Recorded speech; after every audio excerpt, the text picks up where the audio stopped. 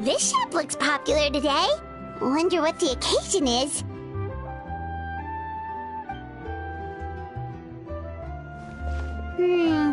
Butterfly Dew Cosmetics now on sale. Huh, looks like it. Oh, Sigewinne's here too. Hey there, Sigewinne! Hello there, Traveler and Paimon. I hope you're keeping yourselves fit and healthy. You bet we are! So anyway, what are you doing here, Sigewinne? The Duke insists I take regular vacations in the Court of Fontaine. This one just so happened to coincide with a promotion for a new skincare product, so I came over to take a look. I like to keep up with the latest industry developments when I can, to help me with my magazine articles. Wait, you write? For a magazine? Which one? It's called Beautés en Fleur, and it's run by the Fontaine Beauty Association. I've done lots of articles about skincare for them, using the pen name Maritime Flower. Oh, wow! You're a Maritime Flower? If Paimon's not mistaken, you're one of the leading figures in the Fontaine Beauty Association! What's so weird about that? Everyone loves beauty! I really like this role. The staff at cosmetic shops are always so polite. And as long as I wear a big smile on my face, I always get the best customer service. Well, they sure don't want to make an enemy of the Maritime Flower. Obviously, it's because of Sigewinne's love for beauty. Still a leader of the Beauty Association? That's incredible. The truth is, I study this field because I cherish my own appearance. It has nothing to do with being beautiful or not. Oh, the words of a master beautician defy comprehension! Oh, wait, you're saying that natural beauty is the highest form of beauty, right? Not really. Actually, Melusine aesthetics are very different from human ones. We don't view humans based on their appearance. If I had to describe our approach, I'd say it's based on cuteness. Oh, really? Yep. Still, I really value my current appearance, and in the process of taking care of it, I've ended up learning quite a lot about skincare and stuff. It turns out, my knowledge and experience is pretty popular with beauty product lovers. It came as a big surprise to me, though. Oh, Paimon gets it now. But speaking of your appearance, how come you look human anyway? Are you, like, only half Melusine? Ooh, wait, sorry. That was probably really offensive, wasn't it? No, I don't mind. I'm not mixed, though. I made a decision to turn myself into this form a very long time ago. If you're interested, I could tell you the story. A shape-shifting story? Oh, heck yeah, of course we're interested!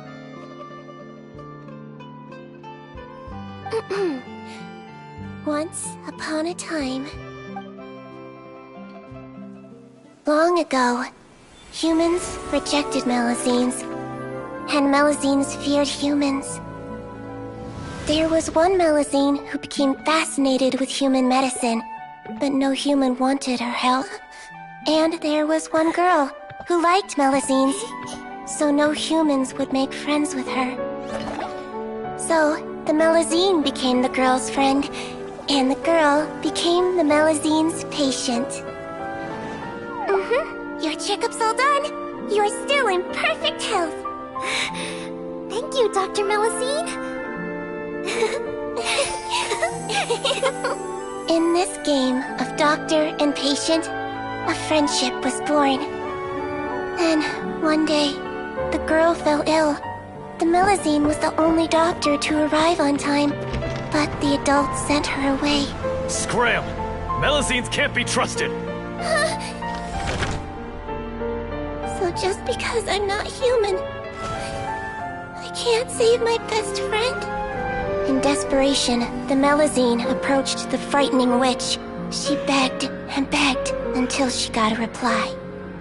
If you take this potion, concocted of sin, you will gain a human face and grow human limbs. But then, you will lose everything that attracted this friend of yours to you in the first place. Can you accept that? The Melusine did not hesitate for very long.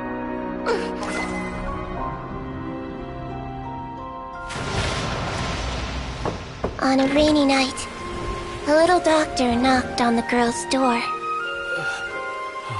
The doctor wore a hood and raincoat, maybe to protect her from the rain, but maybe also to hide a secret.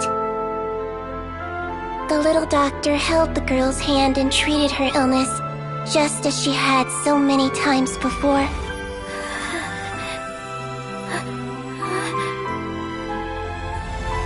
Dawn came, and the little girl's condition improved. But the little doctor was long gone, for she knew her friend would never recognize her again. And so, since then, I've lived my life in human form. Most people who know me just think I was born this way. Ooh. A witch? A potion? Why does this sound like a fairy tale? Trust me, it's a true story. Must be the way you told it then. It just sounds so... yeah. Not every Melusine would take human form to save their human friend. That must have been a huge decision. Treating patients is a doctor's duty. We must always find a way, even when the going gets tough. Ugh. It's so crazy that they turned you away just because you were a Melusine. Especially when their daughter was so sick. Well, sometimes appearance can be a real barrier. But that was a long time ago. I like how I look now anyway. I run too! You're super cute this way. Attention customers! Thank you all for waiting. Now, on behalf of our skincare partner, I'm delighted to announce that our exciting new product is now officially on sale! Wow, there we go! Let's have a look, shall we? Oh, Paimon, if you want to buy any skincare products, I'll be happy to give you some suggestions. Really? Personal advice right from a leader of the Fontaine Beauty Association? What an honor! Allow me to introduce our newest skin lotion, Butterfly Dew. I'm sure many of you have already read about this product's trials in the newspapers. To say that it improves skin quality is an understatement. This product gets its name from the way it transforms your skin and makes it glow anew, like a butterfly emerging from its chrysalis and spreading its wings for the first time. We are thrilled to have the inventor of this fantastic product with us here today. Please welcome Mr. Rawat, a researcher from the Fontaine Research Institute. Now, without further ado, I'll hand over to Mr. Rawat to tell you all about what Butterfly Dew can do for you. Thank you. Hello, everyone. I'm Rawat, and I developed Butterfly Dew. Wow, what a looker. He's a researcher? Wow, he's really challenging the stereotype. It seems that everyone is surprised by my entrance. Or should I say, my appearance. I'm well aware that researchers are generally better known for their brains than their dashing good looks. In that regard, I do believe I break the mold somewhat. Of course, appearance is a skin-deep way of defining a person. And yet one's appearance can be a very real set of shackles, holding a person back in their life. It can rob a young person of their self-confidence when applying for a job, dissuade a young lady from approaching the one she loves. Our actions are at the mercy of our appearance, and we slowly become the very person that the outside world sees us as. But what if I told you that those shackles can be broken? If our appearance prevents us from changing, then let us first change our appearance itself. Wash away moles, birthmarks, and wrinkles, and they can no longer rob us of our confidence. Replace them with luster and radiance, and we shall never again hang our heads in shame. That is why Butterfly Dew exists. Its mission is to allow us to shed our pupae, undergo a complete metamorphosis, and embrace a new life.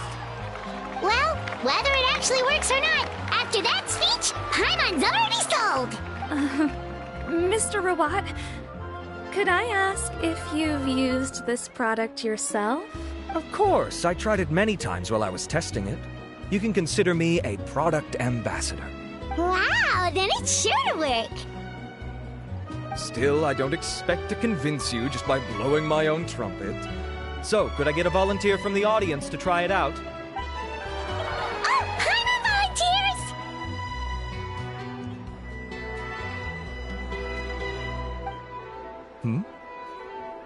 Oh! Ah, what an honor! It appears we have a giant of the Fontaine Beauty Association here with us. In that case, Miss Sigewinne, could we seek your most expert opinion on this product? Sure. Whoa, is that Romaritime flower? They say she's the pickiest user of skincare products in all of Fontaine. Here you go. Well, it's very kind to the skin, and the absorption rate is high. Even for Fontaine, this is a first-rate product. Wow, now that's high praise! I'll take one. Any discounts? All right. Well, all that remains for me to say is, Butterfly Dew is now on sale! Think we should buy a bottle too? Aww, really? Well, it's still good to care for your skin though, right? Paimon definitely feels kinda rough from being exposed to the elements all the time. And if you're worried about whether it's the right product for you, well, luckily for us, Sigewinne's here, so we can get an expert consultation.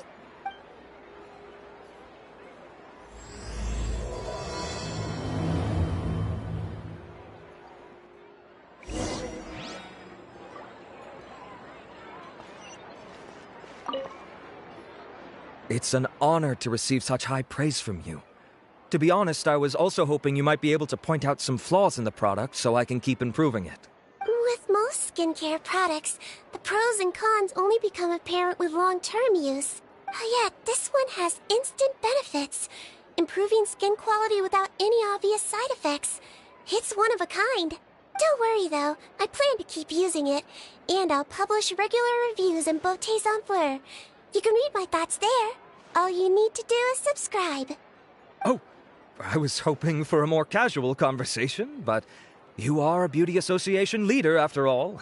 I understand if you want to keep this professional. Sigewinne! Oh, excuse us, Miss Beauty Expert, but do you think this product is a good choice for me and her? Wait, are you the renowned traveler? That's right, and by her side, the equally famous Paimon. Well, I don't normally handle customer questions personally, but since it's the traveler asking, allow me to make an exception. Butterfly Dew is made for all skin types, so no matter who you are, you can rest assured that it will be kind to your skin. If anything, it might be marginally more effective on Fontainian skin, but other than that, it works the same on everyone. Why would it work better on Fontainians? In the interests of protecting my trade secrets, I'm afraid I can't answer that, Miss Paimon. Alright then. How about a friend discount? Save yourself the trouble. I'd be greatly honored to have both of you use my product. Here, take 2 bottles for free. Yay! Paimon's private fund survives! I can see why you might think that, but please don't misunderstand. This gift is simply a token of my esteem. There's no business motivation behind it. To me, finding new customers for Butterfly Dew is about meeting kindred spirits, fellow admirers of physical beauty. I consider it a labor of love. Admirers of physical beauty? Eesh, that's embarrassing to say out loud. It sounds so shallow. It's nothing to be ashamed of, Miss Paimon. Most people claim to desire inner virtue, but it's still physical appearance that turns their heads. This is a fact of life. It's only natural for people to desire to become beautiful. And that's exactly what inspired me to choose this research direction in the first place. You're right. Everyone loves beauty, don't they? Look at the time. My apologies, but I have other things to attend to. I'll leave you with these 2 bottles of butterfly dew, and I look forward to seeing you again. Paimon, I'd say there's no need for you and the Traveler to use this product for now. Why? Is there a problem with it? The quality is fine. I just think there's room for improvement. I think I could add some ingredients to the mix to make it more effective. Really? Then why didn't you tell Rawat about that? Researchers are a very special breed of human. You can point out their flaws to their face and they won't mind very much. But if you tell them that someone else could do a better job, ooh, now that'll make them really upset. If I'd mentioned it, he probably wouldn't have given you those 2 bottles for free. Fair enough, that makes sense. If you're interested in the more effective version, I can write up a list of ingredients for you. Just come get me once you've gathered them. When you say more effective, you mean it'll make Paimon even prettier? Ooh, how can we say no? As for me, it's probably time I got back to the Fortress of Meropide. I mustn't leave the infirmary unattended for too long. Alright, see you there then!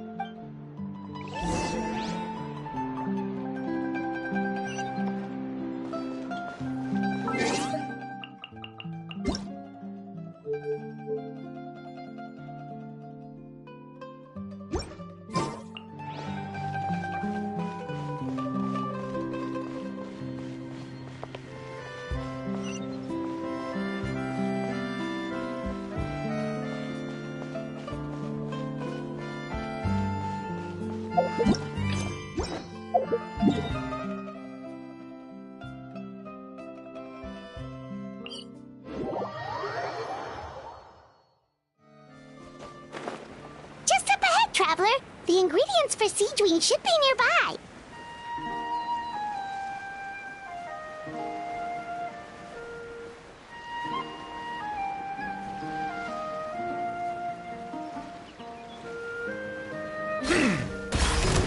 Illusion shattered!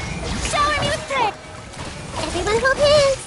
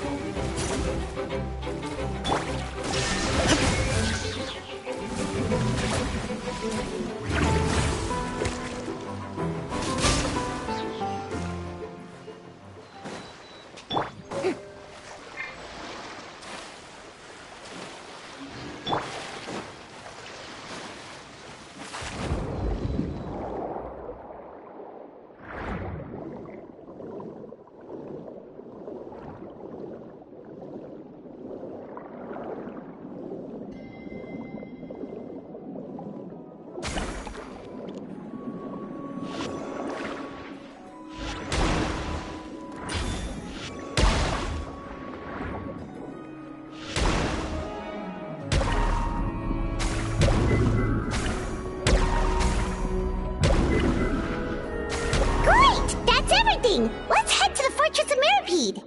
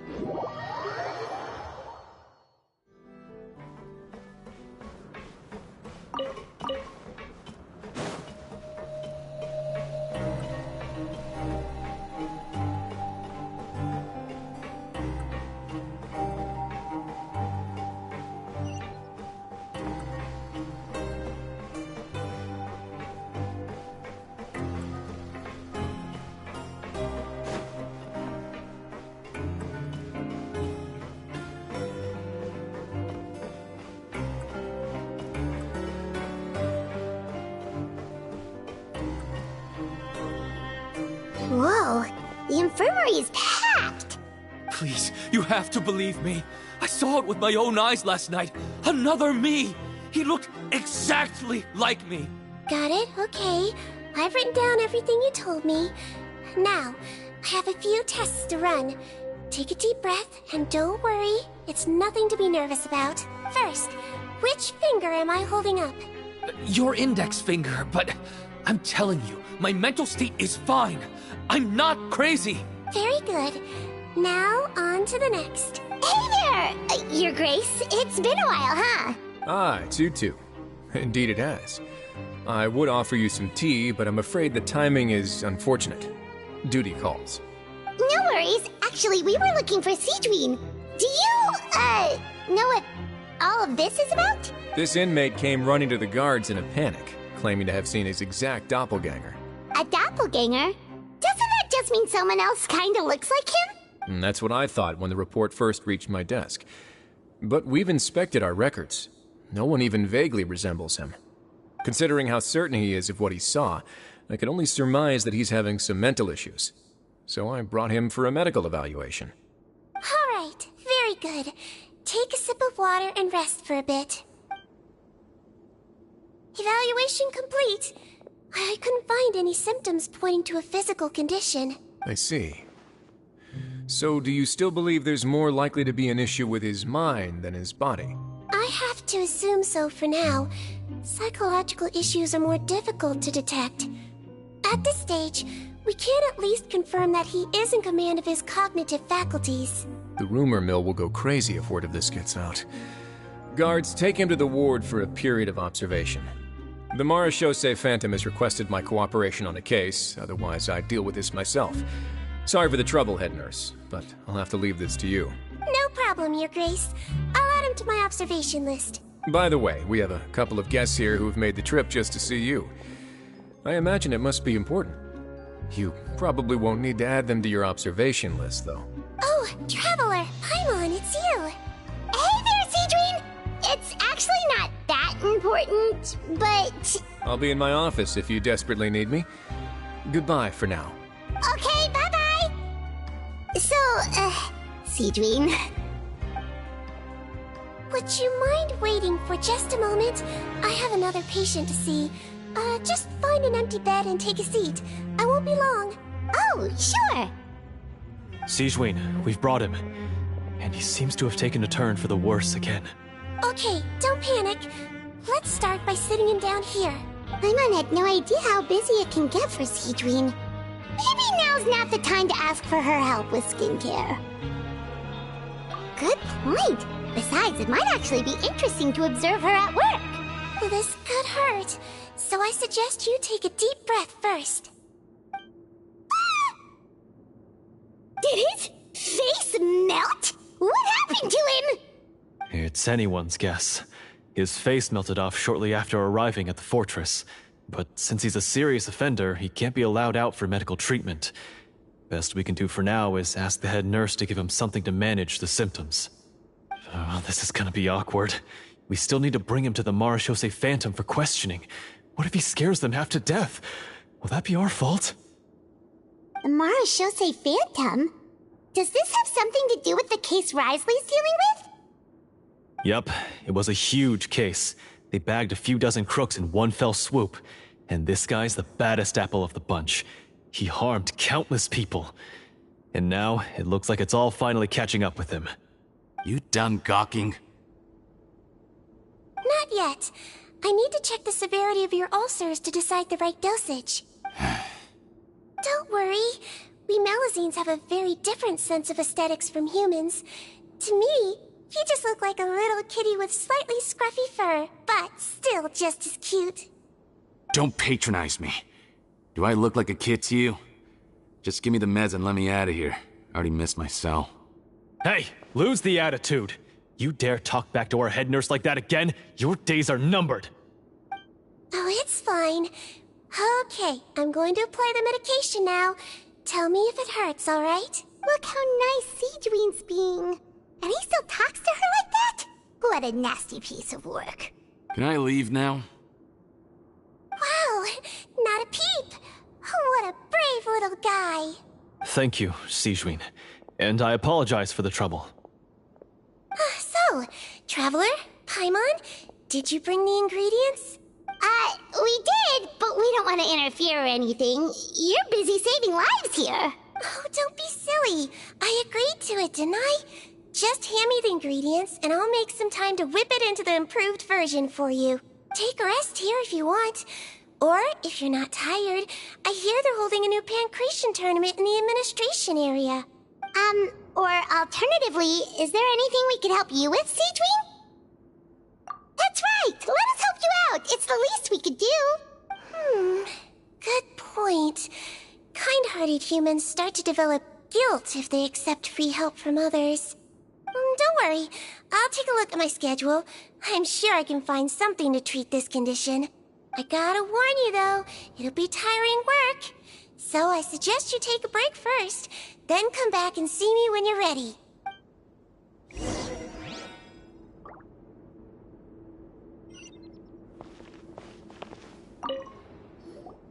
We're ready, Sigewinne! What's our first mission? I found the perfect job for the Traveler. First, I'd like you to lie down in this bed.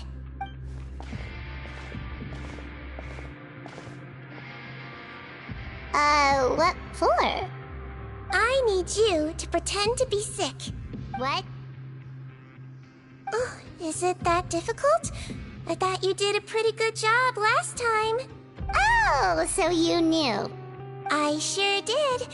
She was way more interesting than the usual malingering inmates. When you played along very well, Paimon. I observed you two for quite a while after that. Well, this is awkward. But why do you need us to do it again now? No time to explain. My next patient will be here any second. Please just do as I say. You can, pretend like you've got a nasty headache. And throw in some dry heaving for good measure. Okay.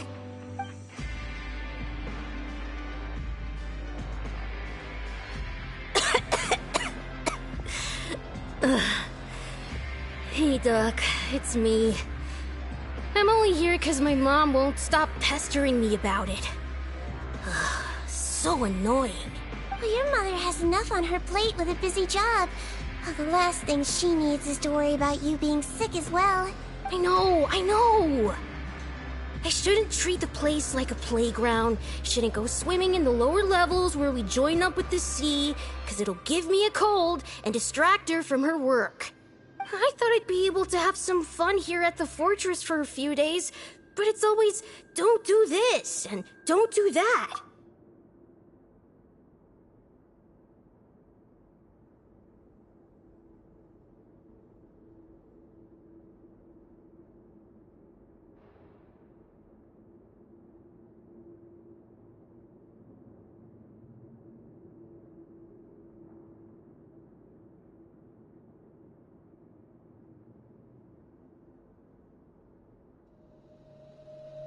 All right, sit yourself down and I'll take your temperature. Your fever still hasn't gone down. Well, here's your medicine. 1 cup for starters, and we'll see if it helps. But Doc, it's so bitter. Do I really have to drink it? I mean, I'll be fine, right? I've got an uncle who caught a cold. His fever went away on its own after a couple days. Can't you just write me a note saying I'm on the mend? I just need something to keep my mom off my case. I sure can. You're a very brave boy after all. Huh? Brave? What makes you say that? Well, if you want to rely on your own immune system to clear up your fever, oh, then you'll have to tough it out like this young lady.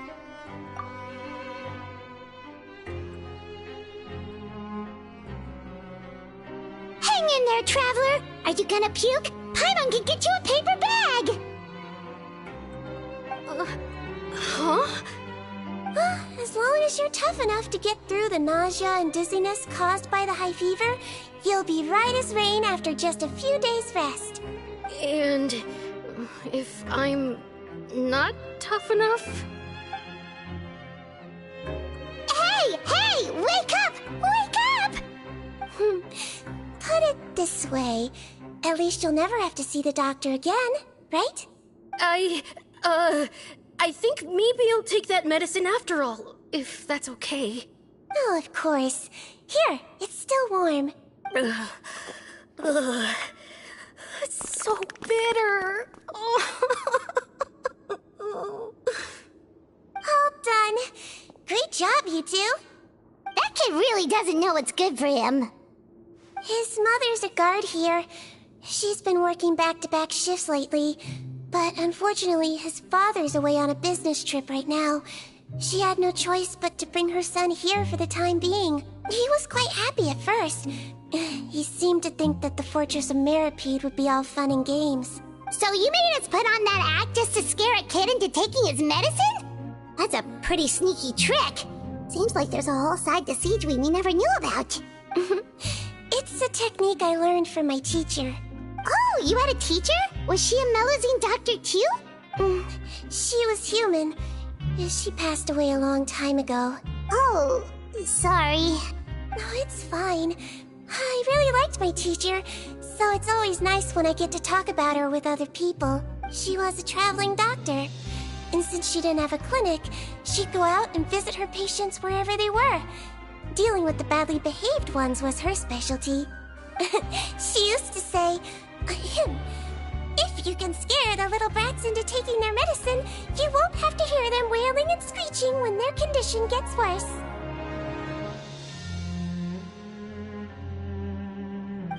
She sounds like a pretty strict teacher. Strict? Well, that's not how my teacher saw it. She thought of herself as terrifying to kids. Strange way for a doctor to describe themselves. Now Paimon's curious to know what she looked like. As it happens, I actually have a picture of her. Oh, wow, yeah, okay, that'll terrify the kids. Yep. All the children she treated thought she was a witch. Why does it almost sound like you're envious of her? Oh, because I am. If she was here, all the children would take their medicine without any need for tricks. A doctor who looks like a witch. True, they wouldn't dare try anything funny with her around. Oh, me, on the other hand, it's hopeless. Children aren't afraid of me at all. That's actually a good thing, you know? Oh, my next patient should be arriving now. Would you mind lending me a hand again? Sure thing! On to the next mission!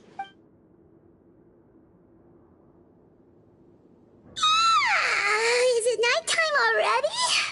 That flew by. You really have a busy job, Sigewinne. Well, thanks to you two, it was much easier today.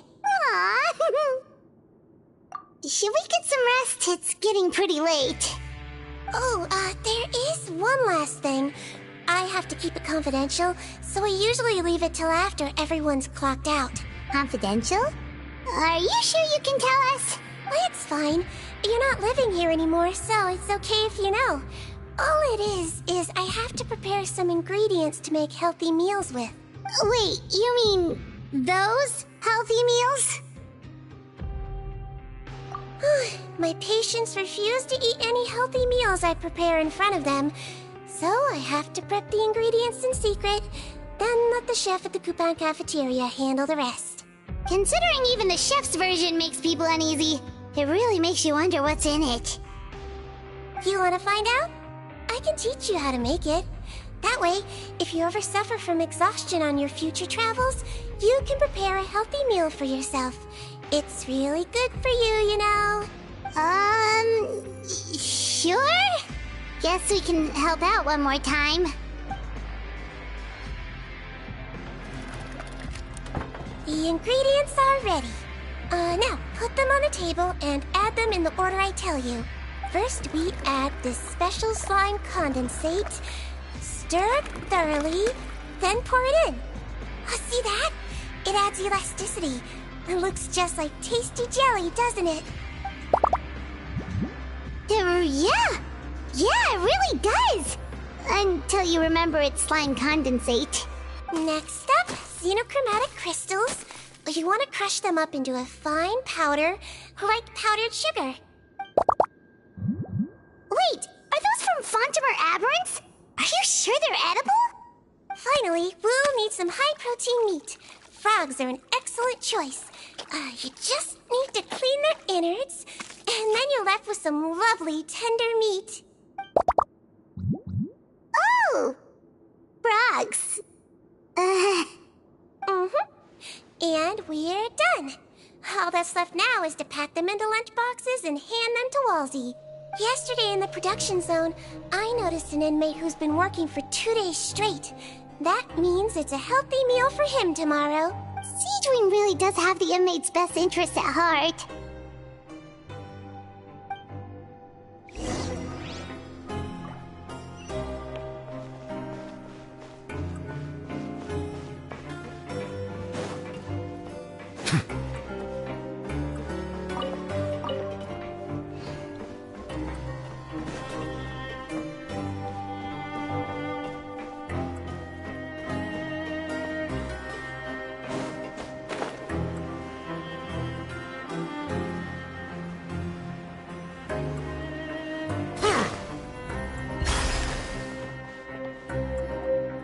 Ah, head nurse.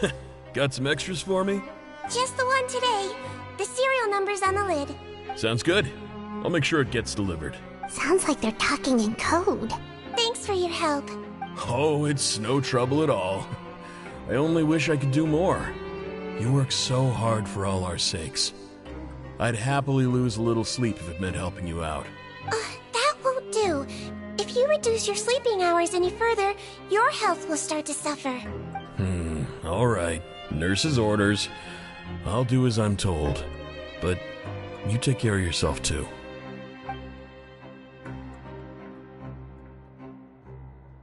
Well, I'm done with work for today. Thanks for helping out, you two. Seems like the guards and staff here have a lot of respect for you, Sigewinne. In just one day of helping you with your work, it feels like we've done a lot for the fortress. Head nurse, please, wait. I'm sorry to disturb you this late at night, but I think you'll agree, this is urgent. Okay, just relax and catch your breath. What's the matter? The guard at the observation ward, Odilon, he told me to pass on a message to you. One of the inmates there, the guy suffering from possible hallucinations, well, he seems to have made a sudden recovery, and now he wants to apply for permission to leave the ward. Already? You were right to tell me. I'll have to examine him and make sure he's well before we discharge him. Looks like we've got one job as medical assistants left. We'll come with you.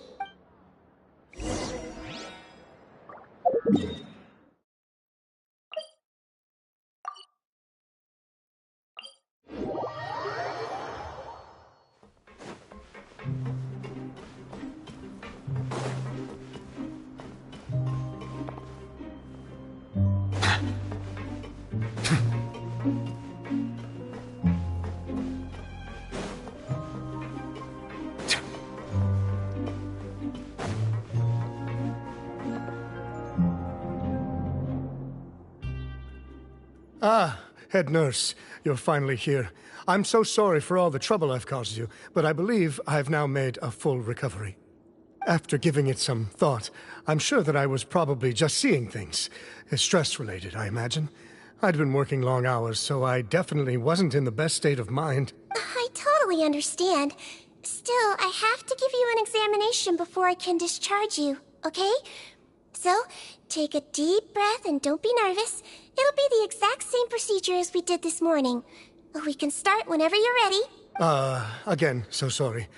I was in such a state this morning, I barely recall anything. Would you mind taking me through it again? Oh, not at all. It's a lot to remember. First up, we have a little cognitive test. Just concentrate and you'll be fine. To start with, which finger am I holding up? Your pinky.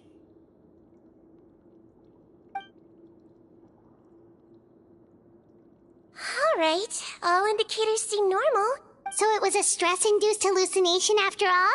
Well, we've certainly had previous cases of mental illness caused by overwork, which is why I carefully observe everyone in the production zone. I wonder how I managed to miss the signs this time. Please, head nurse, you shouldn't blame yourself. I'm just still adapting, that's all. Pushed myself too hard, and I guess I couldn't take it. Thanks for looking after me. I'll be as good as new after a good night's sleep. And if you can give me the okay, I know I'll sleep better back in my good old dorm. It can be difficult to relax in an unfamiliar environment. Alright then, you can leave the ward. I suggest you take 2 days off to focus on your recovery. I'll take you off the observation list for now, so you're officially discharged. Great. I can't thank you enough, head nurse. Mr. Odilon, could you escort him back? Of course. I'm on guard duty in the administrative area tonight, so nothing will go wrong. You have my word.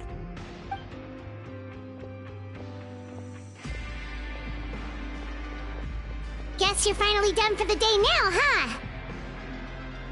Yep. But I still haven't gotten around to making that improved lotion for you yet. Oh, no rush! Seriously, it's super late now. You should go get some rest too. Well, tomorrow it is then. Good night, Traveler. Good night, Paimon. Hope you sleep well. Oh, don't you worry! We will! After a productive day of work, we're both gonna sleep like a log. Yeah, sleep tight, Sigewinne. See you tomorrow!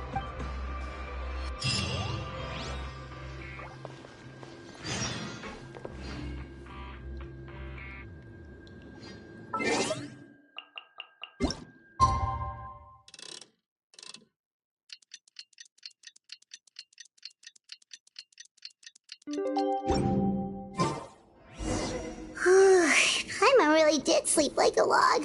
Let's go find Sigewinne.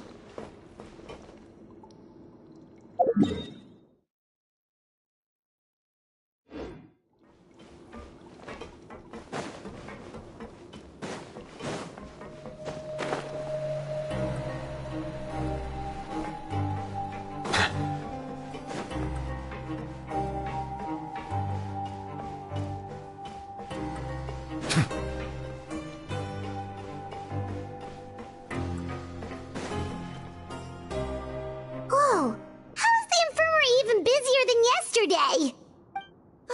Good morning, Traveler and Paimon. I have a few people here for a checkup, so you might need to wait for a while. No problem. Anything we can do to help? There's a bit of a complicated situation here. I'm still getting to the bottom of it myself. You have to believe me. I'm telling the truth. You're in a medical facility. Keep it down. Please, listen to me. I'm not Gascon. I'm Uy. You're a horrible liar, you know that? We get all your mugshots with the arrest warrants. It's clear as day that you're Gascon. You mean because of the way I look? I don't know what happened. I just woke up like this. Then you guys dragged me in here for an interrogation. I brought you here to figure out what's going on. If you truly are the victim of an injustice, yelling isn't going to achieve anything. At most, it'll delay your vindication. All right. I get it. This is nuts. Yesterday's interrogations went fine, and now this. Morning, Your Grace. What's going on? Remember the case I mentioned yesterday? The one brought to me by the Marechaussee Phantom? Well, we've been questioning the inmates involved this morning. Every single one of them is claiming mistaken identity. Huh. That's even weirder than what that guy was saying yesterday. The thing is, none of them have been able to provide any evidence whatsoever to support their claims. Questioning them further got us nowhere, so for now, we've brought them to the infirmary. And we thought yesterday was as busy as it got for Sigewinne. We've compiled their statements. Have a look. Perhaps there's something we missed.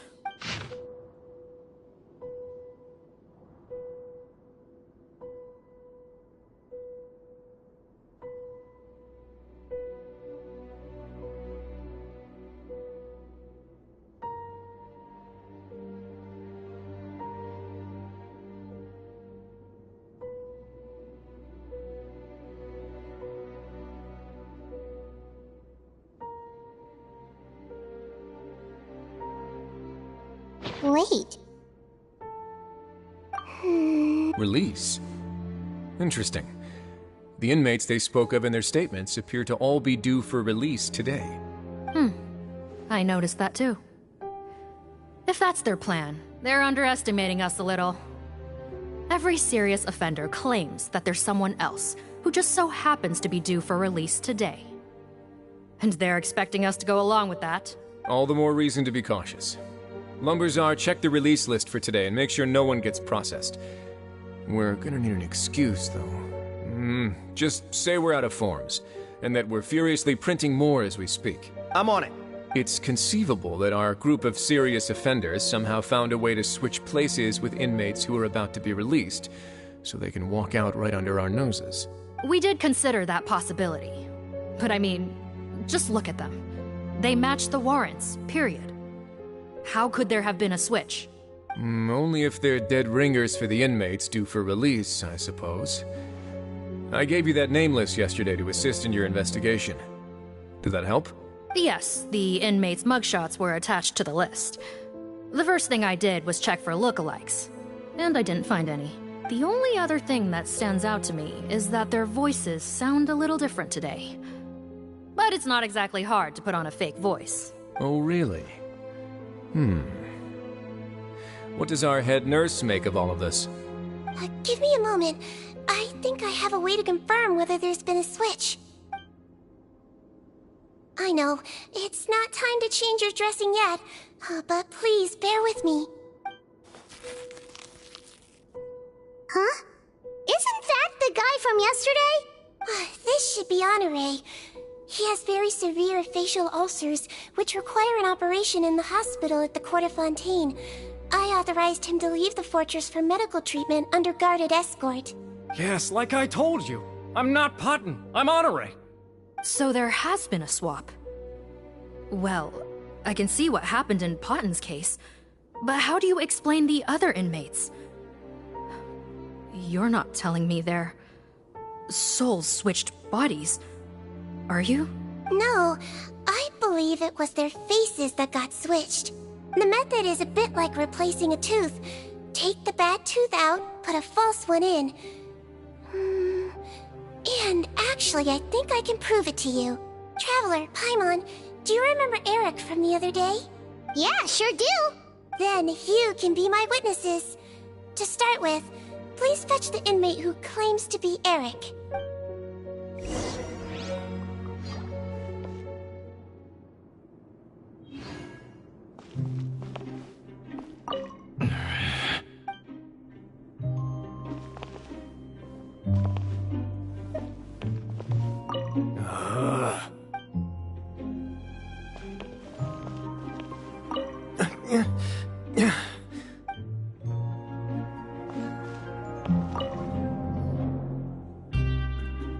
So, you're Eric?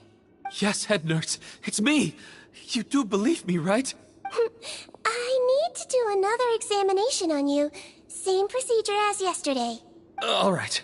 It's the cognition test first, right? So I need to concentrate. Now, try to recall if you can. The last time we did this test, which finger did I hold up? I believe it was your index finger. But that means... Huh? So basically, last night, the Eric who said he saw another him suddenly recovered and applied to leave the observation ward. Sigewinne did another test before letting him leave, but that time, she held up her pinky finger. Huh? I don't know about any test last night. There was nothing to do in the observation ward, so I went straight to bed. Then I somehow woke up in a high-security cell. Well, in that case, there is a reasonable explanation for the strange events of the past 2 days. So, what exactly happened? The gang of serious offenders wanted to break out of prison, so they identified a group of scapegoats, namely inmates whose terms were almost up, and planned to switch appearances with them. Last night, when Odilon was on duty, they ambushed him and had one of their group switch appearances with him using their face-swapping method. That allowed them to avoid scrutiny from the other guards. Then, once all the other inmates were asleep, Odilon spent his night shift carrying out the remainder of their switcheroo plan. However, they made one mistake. Henri changed his appearance to match Eric's earlier than he should have done, and ended up being spotted by the real Eric. Real Eric came to the guards for help, but we didn't know then what we know now. So we put it down to hallucination and sent him to the observation ward. However, since one of the gang members was posing as a guard, They simply changed real Eric's appearance and had their Eric take his place, muddying the waters even further.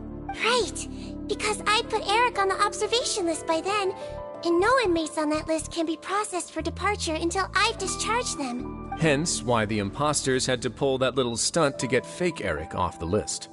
Yeah, it all makes sense now! The Duke cracked the case!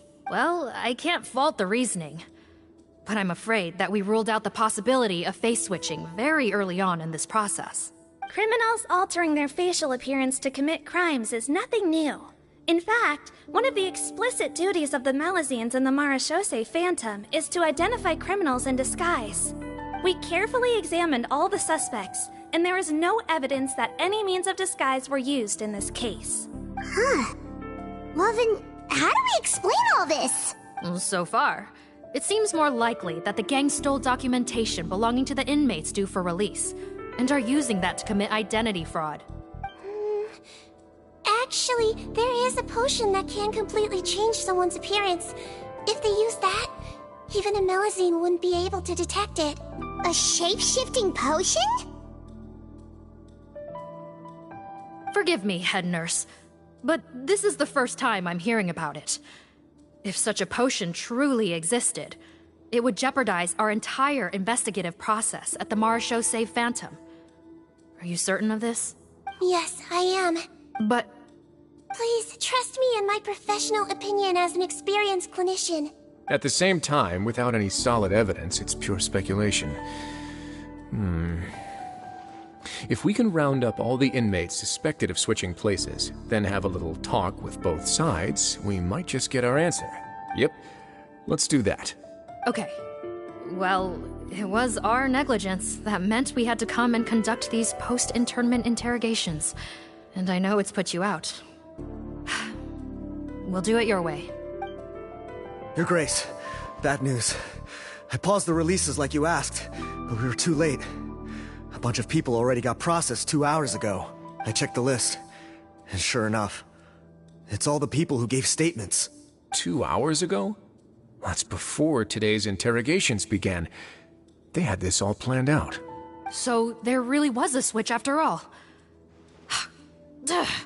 They really pulled the wool over our eyes on this one. We should be able to catch up with them if we leave now, right? Not if that potion is real. They can just switch faces again after leaving the fortress. And if the Marechaussee's Melazines can't even spot them, we wouldn't know where to start searching. Yikes! So we're at a complete dead end!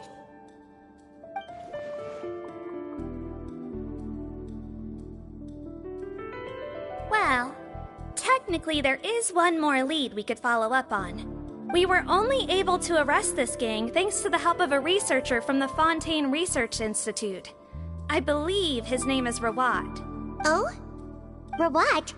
Isn't that the handsome guy we met at that skincare promotion? Handsome? Maybe from a human point of view. I just remember that he specialized in potions. One of the crimes this gang is charged with is the manufacture and sale of illicit drugs.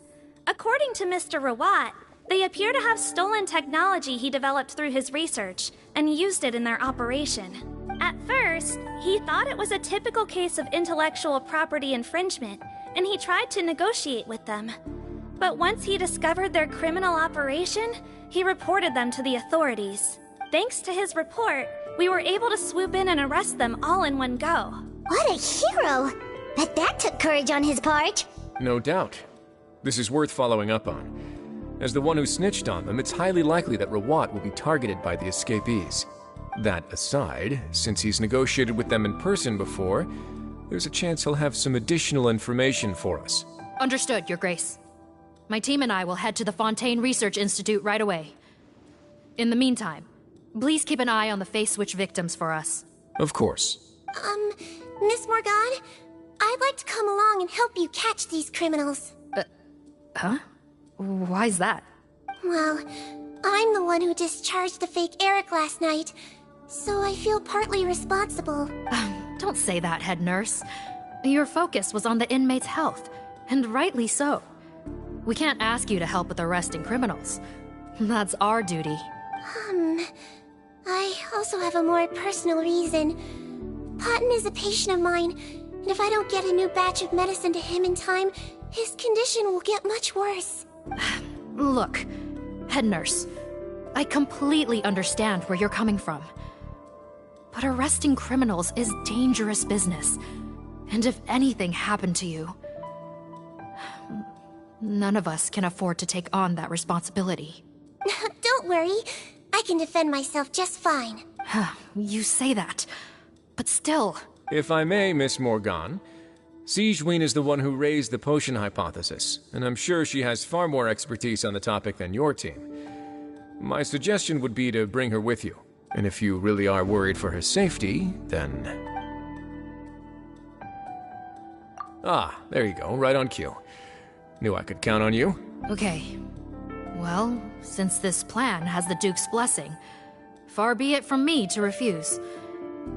We should head off immediately. Time is of the essence.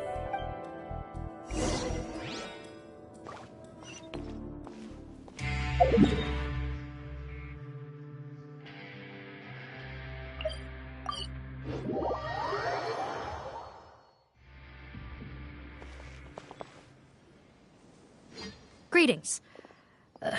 Sorry to impose, but I'm afraid we're here on urgent business, and we're gonna need you to cooperate. The Marsh's a phantom. Let me guess, you're investigating some more illegal research? Not this time, no. We're looking for a researcher. Do you know where we might find Mr. Rawat? Rawat. Oh yeah, Mr. Handsome, right? He actually doesn't work on site here very often. There's a handful of researchers in the nearby area who know him pretty well, though. You can see what they know. Just a handful? Paimon figured he'd be the most popular guy around. Well, I guess you could say he's popular, at least on a superficial level. He's blessed with good looks, so he tends to make a good first impression on people. But in all his time here at the Fontaine Research Institute, I don't think he's ever had a single deep conversation about his research with his peers. That's no way to make real friends around here.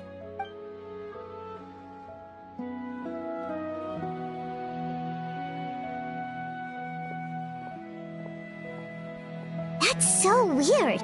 He definitely didn't come across like a recluse at that product promotion. I don't find that weird at all. He definitely didn't strike me as the kind of guy who's good at making friends. Really? Paimon couldn't tell. Must be a Melusine perception thing. Okay, we should talk with his acquaintances. But we also need to check the Research Institute for any clues. Let's split up. It'll save us some time. Sure thing. We'll go ask around among the other researchers with Sigewinne. Paimon's suddenly kind of curious to know what everyone really thinks of him.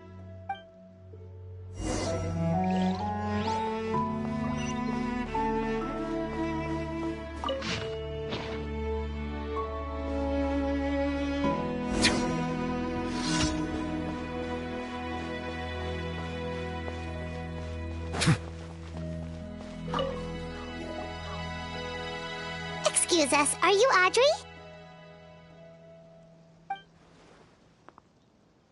That's me. What is it? Are you close friends with Rawat? We're trying to find out where he is. Close friends? You mean because I told him I had feelings for him once? I doubt I'm the first or last at the Institute to make that mistake. Why would you single me out as a close friend? I should have known, really. Men like him, they just enjoy being surrounded by fawning women. They're not interested in a serious relationship. Okay. We were just kind of wondering if you might know where we can find him. Why would I know where he's at? I barely know him, and he probably doesn't even remember me. Ugh, this is getting annoying. Shall we go ask someone else?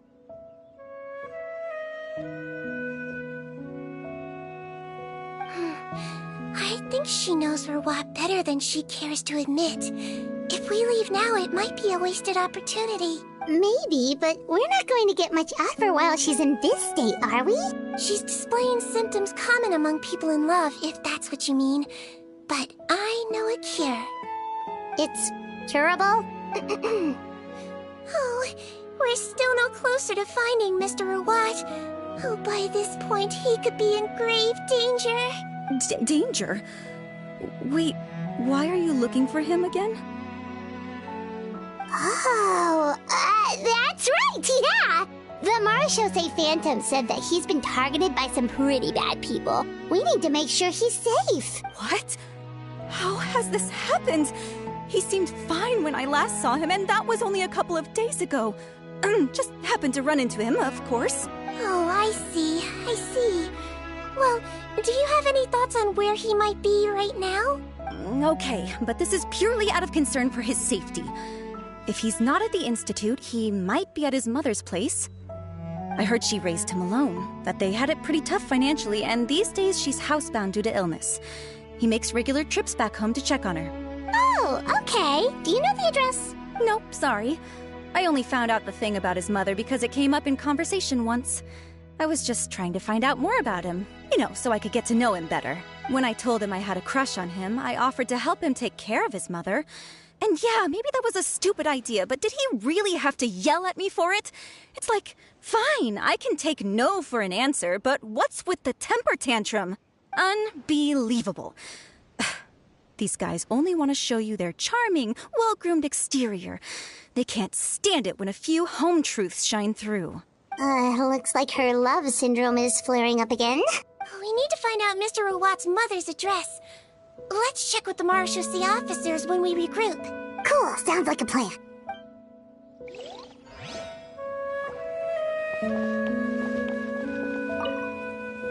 Well, I've told you everything I know. Don't you think it's time for you to go looking for him? Not that I care, obviously.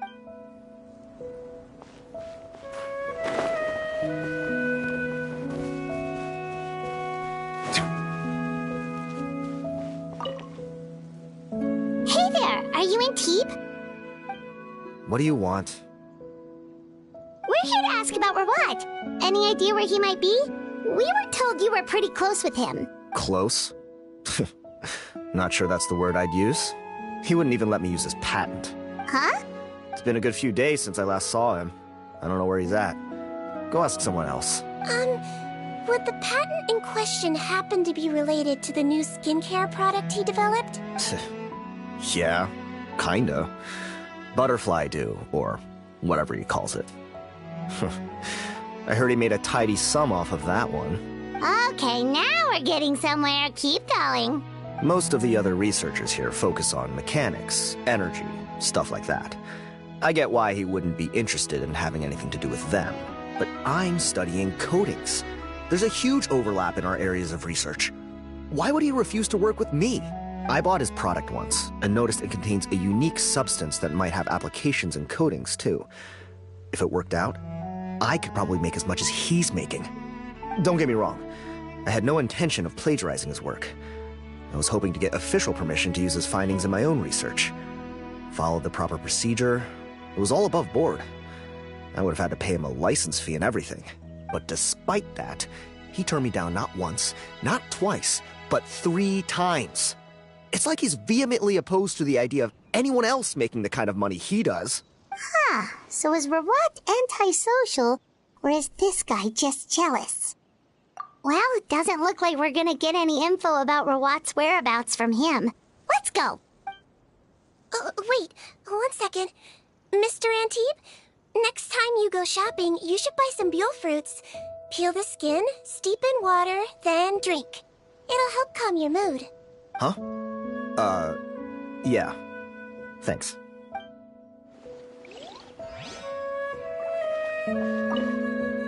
Gonna have to cut this chat short. I have a patent application to write.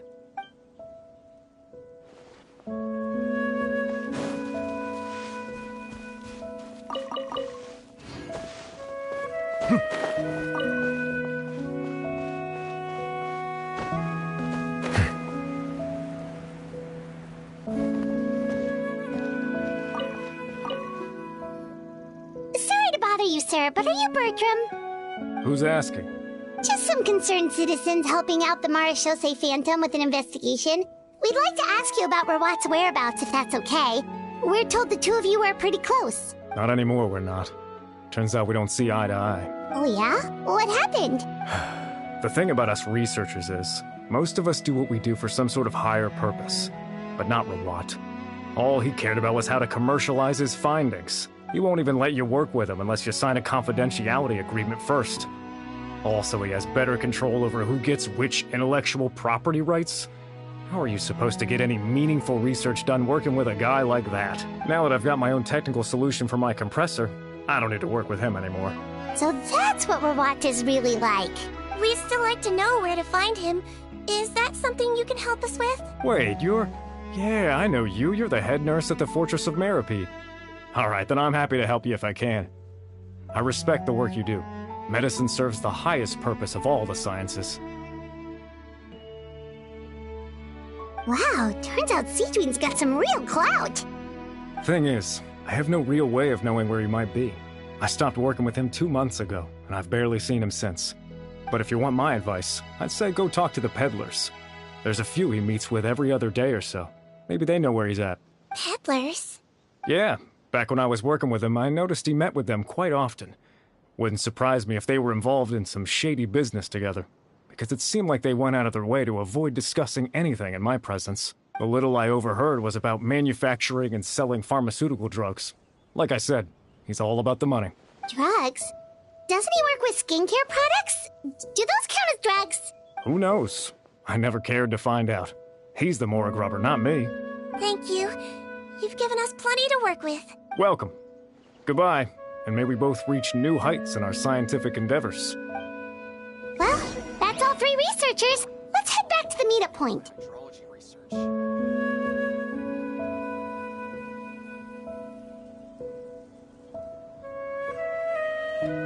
Water comes in many flavors to the discerning palate.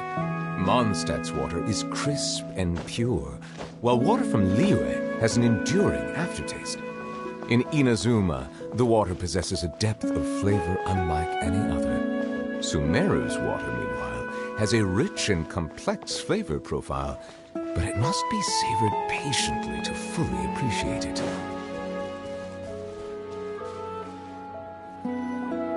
You know, Heimat started out thinking Rawat was a handsome researcher with a friendly and cheerful personality. It's such a surprise to learn that his peers have a different impression of him. So what's your view of him now, Paimon? A handsome researcher whose difficult upbringing turned him into a profit chaser with a chip on his shoulder? So your thoughts about his appearance haven't changed at all? Well, his looks are kind of a big deal. At least in Paimon's opinion. How does such a handsome guy end up being so antisocial? Even with his difficult family background, it just doesn't make any sense. You can't judge a person solely based on their appearance. Head nurse. Traveler. I assume you've spoken with the researchers. What did you find out? Bertram mentioned Rawat's involvement with some pharmaceutical merchants. Do you know if he's registered any pharmaceutical brands? Since he was a whistleblower on such a huge case, I ran a background check on him. I don't remember there being any brands under his name. How strange. If he was so focused on commercializing his research and averse to sharing his technology with others, why wouldn't he have registered his own brands? Maybe he and his business partners needed to avoid public scrutiny? You think he may have colluded with the gang? Well, the crime was manufacture and sale of drugs, and that would certainly be in his wheelhouse. We can't rule it out. Isn't that pretty unlikely, though? He was the one who blew the whistle on them! Most children who come to me with tooth decay have suffered pain for a long time already, but they'll still try to hide the fact that they eat too many sweets. Grown-ups and children aren't so different in that regard. If you say so. I saw him when he came to make his report, and I certainly didn't get the feeling that he was the type to collude with criminals. Perhaps it's more likely that they were coercing him. You mentioned that he comes from a poor family. So, it's possible that the criminals approached him, asking for academic support, luring him in with the promise of riches. By the time he discovered who they really were, he was in too deep. They had leverage on him, so he was forced to keep working for them. I've seen it happen many times before. That does make a lot of sense. It would definitely explain why he was so unwilling to cooperate with his fellow researchers. wonder he's so unsociable. He must be on edge all the time with a gang of crooks breathing down his neck. In that case, the situation could be worse than we thought. If Rawat was working with the escaped inmates, they're sure to know more about his whereabouts than us. Oh, there's a good chance they'll get to him before we do. Based on the information we've gathered so far, he was last seen 2 days ago. If no one's seen him since, maybe we're too late. 2 days ago? So he went missing right after that product promotion. That was the same day he reported the criminals, too. Not a good sign. Don't worry, everyone. I believe we still have a chance. Since he disappeared right after blowing the whistle, it's likely that he's gone into hiding. Yeah, he must have been worried that they'd come for him. All the more reason to find him as soon as possible. The only lead we have at the moment is his mother's house, which you mentioned earlier. Seath, think you can find the place? Yep. When you register a brand, the Court of Fontaine requires you to provide a legal address. The one Rawat wrote down was in the outskirts of the city. That should be the place. Okay, then there's no time to lose. Let's move.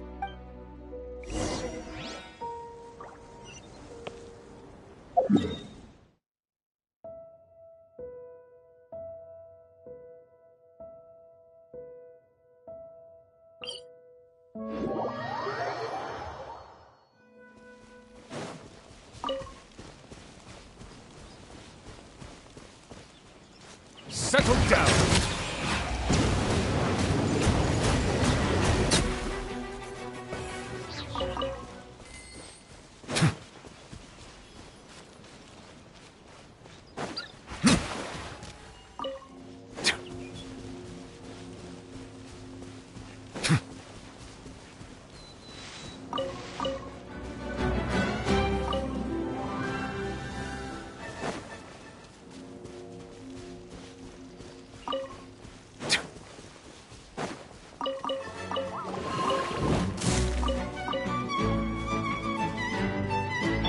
There is no escape! Silence!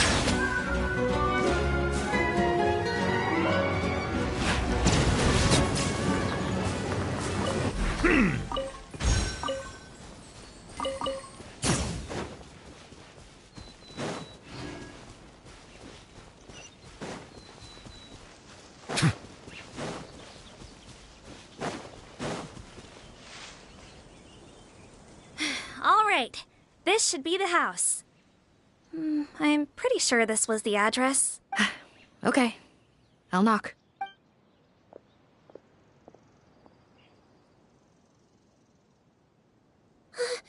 Sounds like whoever's inside has restricted mobility. Oh, it seems serious. Oh, what's the fastest way to get this door open? Break the door down? No, I'll handle it. Let the expert deal with it. There'll be a mountain of paperwork if we damage a citizen's property.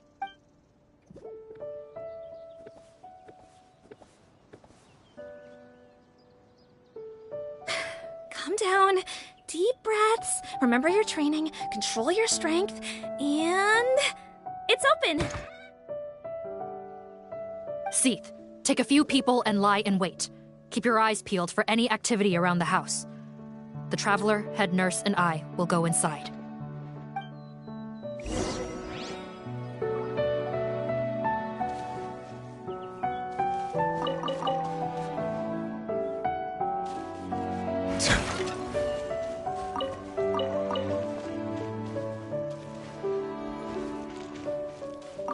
No, don't look this way. I'm supposed to be hiding, remember? Captain's orders.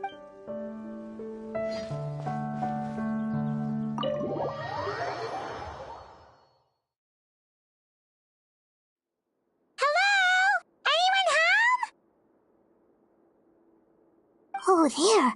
On the bed, there's an old lady. That's gotta be Rawat's mother, right? She doesn't look like she's in any state to be answering our questions, though. We could try, but she is very ill. We mustn't force it. Well, doesn't look like Rawat's here. She's the only one we can talk to. Yep. Allow me. Hello, ma'am. Might I ask if you're Rawat's mother?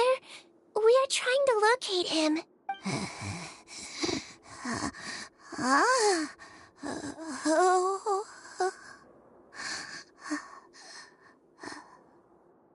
Hard of hearing, perhaps. Does anyone have a picture of Rawat? I have one here. I'd like to show you a photo, ma'am. Is this your son? Do you know where he is? Looks like this isn't gonna work after all. Well, looks like we're out of leads. If Rawat's not here, things are looking very bad for him. Is it possible he could have avoided returning here because he knew he'd be in danger? Maybe. But if so, where do we look next? Maybe we should take another look at the Institute. Yes, so. I suggest we all return there now. We found a good amount of useful information the first time, but perhaps there's something we missed. This is our last hope. Sorry, officer, but could I stay here for a while? This patient requires some care. Of course. Traveler, stay with the head nurse. You're technically here as her assistant after all. Also, I'd like some Marechaussee members to stay as well, and keep an eye on the area. Why's that? If Rawat knows how serious his mother's condition is, he will return. Got it. Okay. I'll tell the squad members in hiding to stay put and keep a lookout. Thanks for helping me out yet again, Traveler and Paimon. No problem. But when you say her condition is serious, do you mean... Yes. She's barely clinging on to life. Oh. Let me take care of a few things first. Could you pass me the towel over there? Yeah, of course.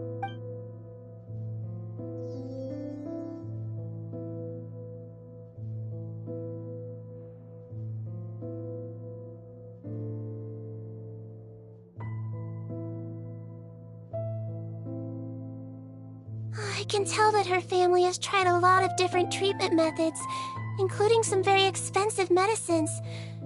Unfortunately, her condition is so multifaceted that a recovery looks all but impossible. Sigewinne, my mom bets being a nurse must be pretty tough at times like this. Yes, it makes me a little sad. In Melizine's eyes, a human's birth, aging, sickness, and death are as much a part of natural law as sunrise and sunset. But human medicine can defy that law to some extent. In that sense, it is a science of miracles. That is why I became fascinated with it in the first place. But it was only after I truly became a doctor that I realized miracles don't always happen. Even the greatest doctors cannot cure all diseases. Sigewinne. Well, don't worry about me, Paimon. A doctor's duty is not to cure all diseases, but to treat whatever ailments they can. At the very least, I can lower her fever.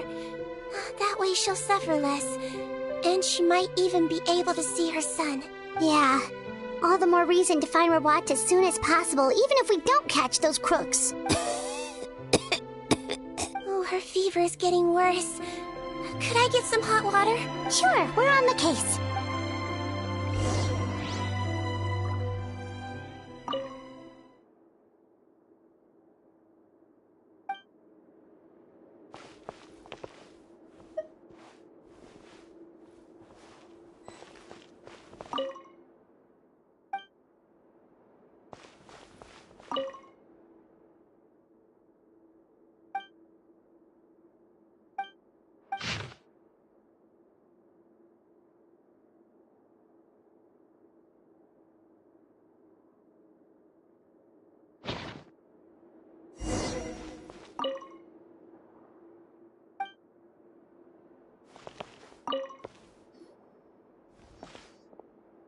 Found the hot water? Sure did. And look what else we found. Judging by this journal, it seems like Rawat has a private lab. There's a good chance he could be there right now. We gotta go tell Officer Morgan right away. Oh, that's great news. But hold on just a moment. The wet towel is ready. I'm giving you another injection. Are you feeling better now?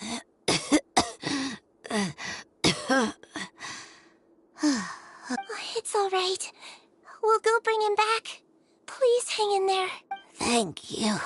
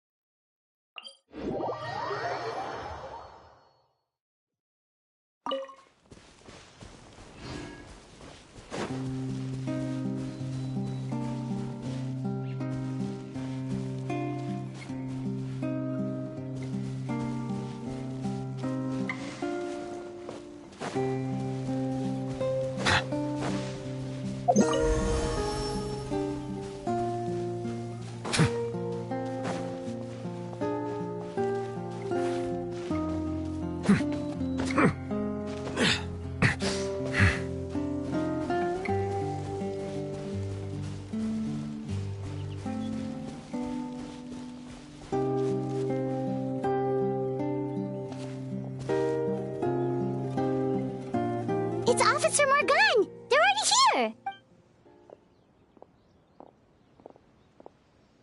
We came as soon as we heard the news. I can't believe we were so careless. The most crucial information of all was hiding right there, in that room. And we missed it. Don't blame yourself. Right now, we need to focus on finding a way in. There's a mechanical door over here! Hopefully the instructions in Rawat's journal will help us open it.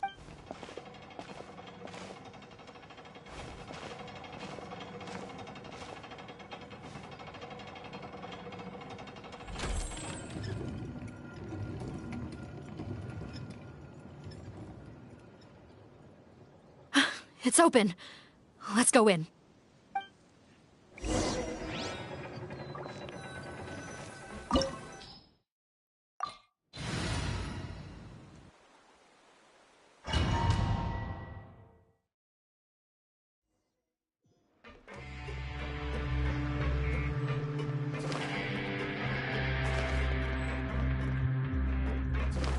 How did they get in here? Captain, up ahead! Those look like our fugitives! So they found this place too? Don't let any of them escape!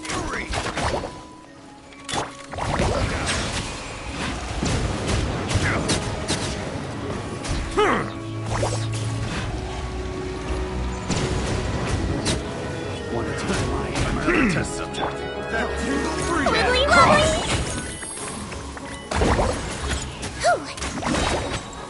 I swear, it's for medical research.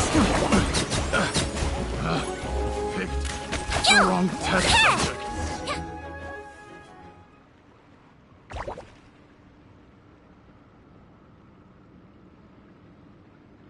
Captain, according to our list, many of the fugitives aren't accounted for. There may be others hiding deeper inside the facility. So these guys were just the lookout crew. The Marachose Phantom! How did they find this place? Wait, it's that guard from the fortress! That's right, I'm on your side. The Duke sent me. What's the matter? Some sort of mix-up? Mr. Odilon, didn't I tell you a few days ago that you need to stop all field work until you've recovered? Well, you know, gotta help His Grace out. Share the load. Officer Morgan, this man is an imposter. The real Mr. Odilon has no recent health issues. What? But Looks like the head nurse was right about the face-swapping method. Arrest them all! DuPont, stay here and keep guard. And watch the exit. If we're not back soon, call for reinforcements. Got it.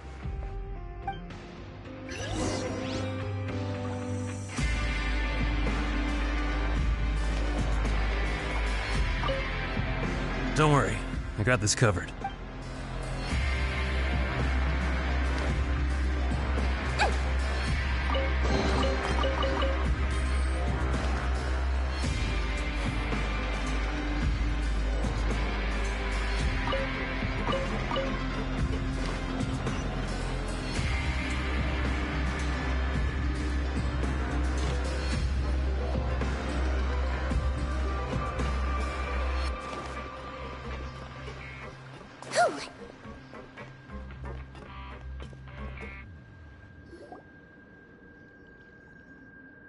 So many jars. Was this some sort of production facility? The scent. It's probably the ingredients used to make butterfly dew.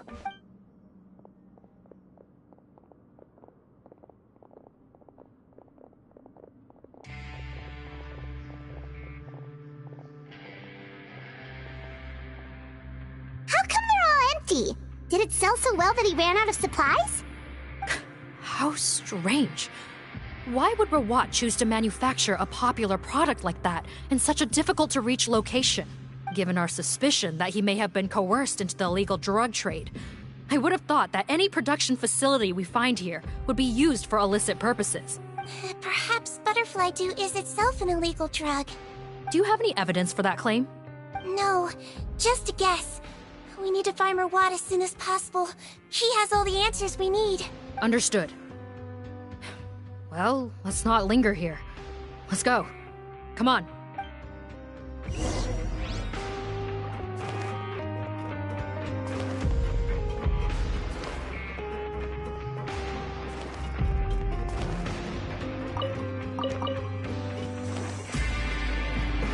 Don't slip and fall.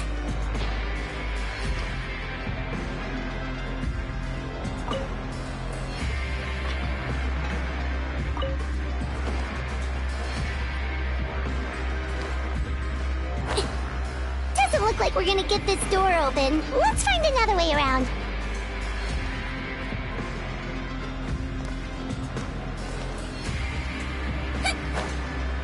This one's closed too. What's with those carts and tracks? Oh, maybe it's one of those doors that opens when it senses cargo passing through. There's a loaded cart right over there.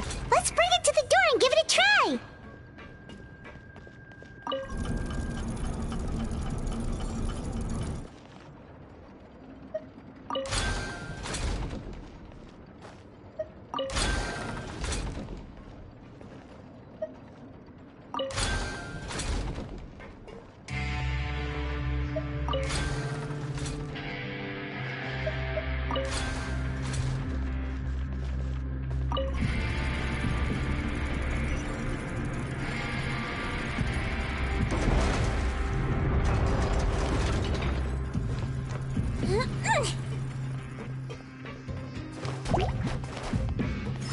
Floaty floaty!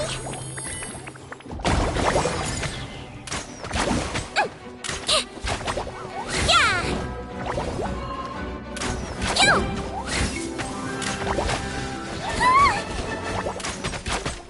Don't slip and fall! Yeah! Wibbly wobbly!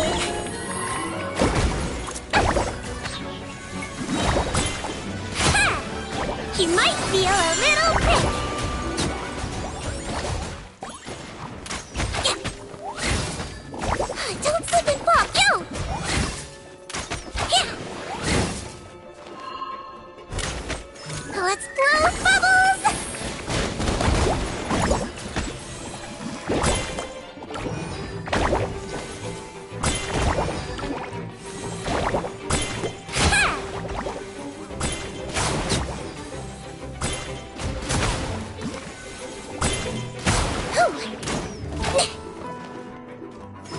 Floaty floaty!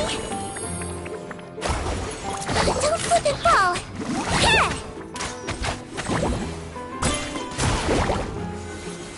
Yeah!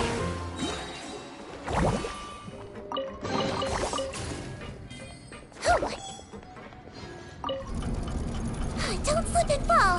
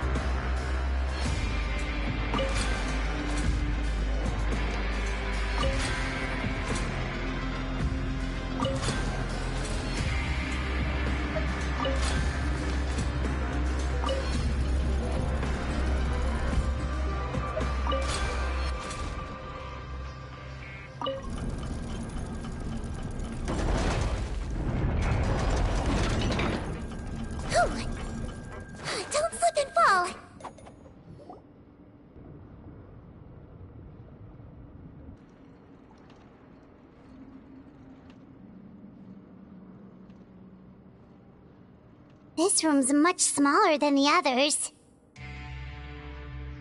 Judging by the implements on the table, this looks like a potion-making lab. Head nurse! Over here.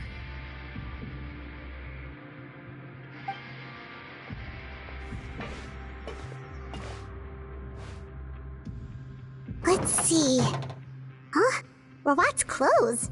Why would he change here?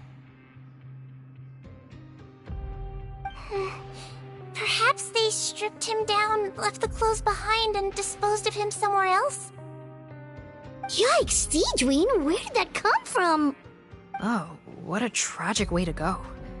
Especially with such a bright future ahead of him.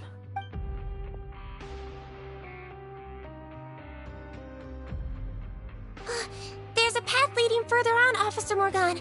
Let's keep up the pace.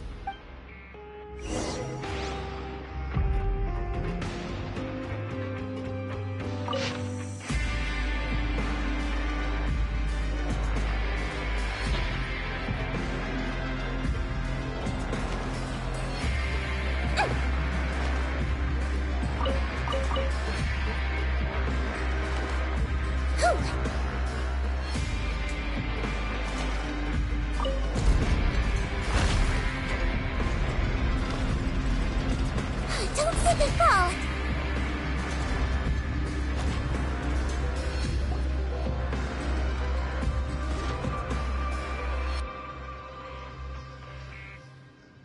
Shh! There's a whole bunch of people in there!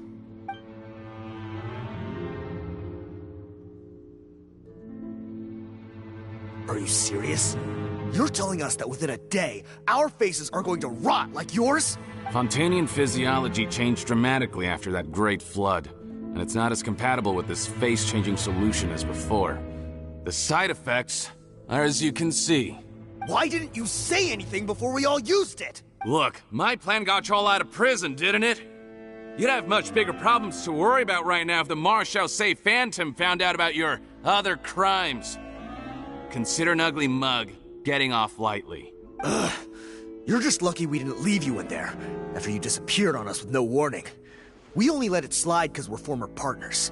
And now you have the gall to pull a stunt like this? Partners? Make no mistake, each of us is only looking out for himself. If you place too much trust in others, well, I'm afraid that's your problem. You hid things from me too. Remember how you each had a spare potion? You kept quiet about it until we planned the prison break? Oh, and you didn't have a secret spare? Then do you want to explain how you melted your face off before all this? Guys, that's enough. Calm down. It is what it is. Arguing won't change anything. What's the plan, Parton? I'm assuming you brought us here for a reason? There is no plan. We followed him here on the promise of more juice, but it turns out there ain't a drop here. Besides, what does it matter now anyway? He already said, even if we did get our hands on more of that stuff, switching faces again solves nothing. They're still gonna melt off eventually. I said enough arguing! Parton, tell us the plan. The most practical solution is to continue using the potion. Keep switching to a new face before the ulcers can start forming. Are you kidding me? This stuff was hard enough to get a hold of even when we had a supply. Now you're asking us to use it like skin lotion, after the flood all but wiped the supply out? Well, there is another option. But you'll have to make a deal with me first. Okay, now we're talking. What's the deal? I have a document I took from that researcher that details how to make a replacement. Just give me one bottle of the undiluted fluid, and I'll get to work. What's the problem? I thought you always kept reserves. Or do you really just have one spare bottle each? What do you think? That we were shipping them into the fortress of Meripede by the basket load? Well then, say hello to never showing your marred faces in public again. Ugh, I've heard enough! Get him! Let's see if that document even exists! Freeze! Marshal Say Phantom! What? Who let them in? Officer Morgan, before anything else, please find out Rawat's status. Rawat? I don't see him. Hand over the hostage now, if you want any chance of avoiding an extension to your sentences. Spare us your condescending attempts to coax us back to our cells. You think we're looking to negotiate? Rawat is dead. Putton? Arrest them all! Don't let anyone get away! I swear, it's for medical research. Wibbly wobbly.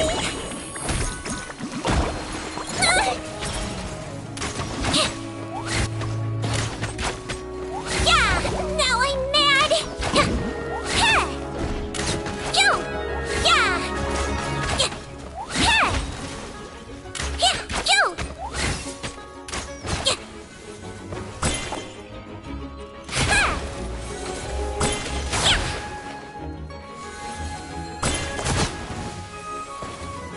He might feel a little prickly. Picked the wrong test subject.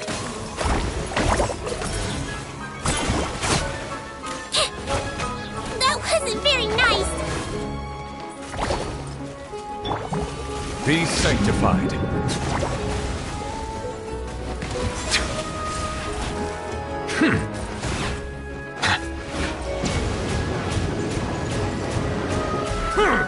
Don't be nervous. Just relax. Floaty floaty.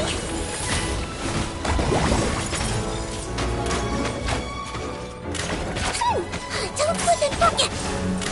Yo.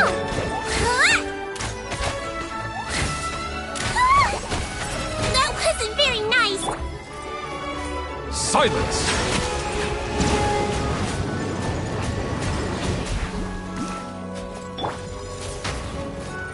Let's blow bubbles!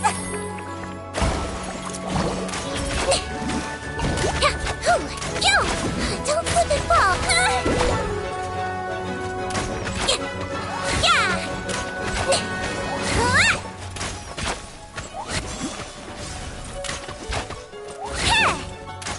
Yo! Floaty floaty!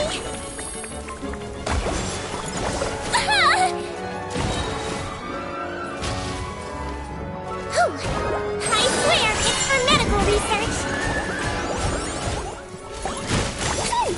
That wasn't very nice.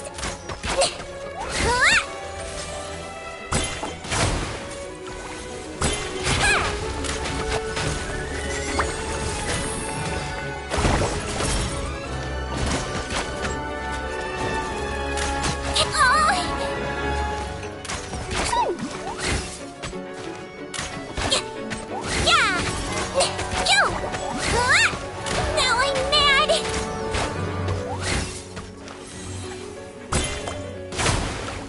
Wibbly wobbly!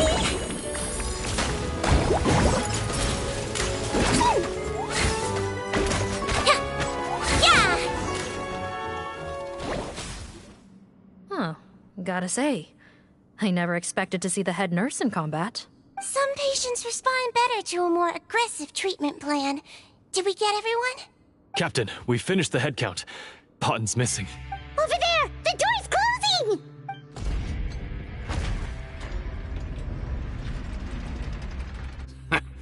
One group trying to arrest me, another trying to hunt me down. Good. I gotta kill two birds with one stone. How did he get up there? There must be a secret passage somewhere. Find it! Don't waste your energy. I already sealed it off. How naive. We have more people outside. If we're not back out by the agreed time, they'll come to our rescue.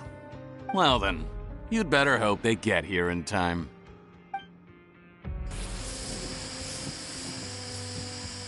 There's some kind of gas leaking from the pipes. Be careful, it's poisonous. This is our distribution center, where we store the product derived from our source solution. We had to use special fire prevention methods to prevent contamination. The pipe network here was designed to emit a gas for firefighting. One little modification later, and it makes an efficient death trap. Why would you do this? Your partners are here too. Oh, please. If they can't supply what I need, they're of no further use to me. Besides, I can't have them exposing my potential whereabouts. He's a maniac! Come on, we gotta find a way to open that door! Go ahead, struggle in vain. Once the last of you croaks, no one will ever find me again. So long! Are you sure you're ready to leave, Potton? You haven't changed your dressing today. You can't cure my face. Just give up. And what if I could? Nice try.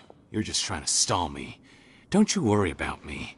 I'll find a way to cure my face once I get out of here. Oh, I doubt it. After all, Fontanians can no longer dissolve in primordial seawater. What the... How did you... The key component of the face-changing potion is the fluid left behind by dissolved Fontanians. It might look like ordinary water, but it has some unique elements in it. Before the flood, all Fontanians were oceanids, physiologically speaking. A potion made from that fluid could dissolve and reconstruct the face of a Fontanian in much the same way as hydroidolins change form. Theoretically, it could give someone any appearance they wished. But since the flood, Fontanians have become true humans. They can no longer provide the source material for this potion, nor reap its benefits. Are you saying this potion is made from Fontanians dissolved with primordial seawater? Then their crimes are far worse than I thought. How could you know all of this? No, wait. Of course! Well, well. So that's why you have a human appearance. It also means that I have a formula you're unaware of. The air's getting thicker. It's getting hard to breathe.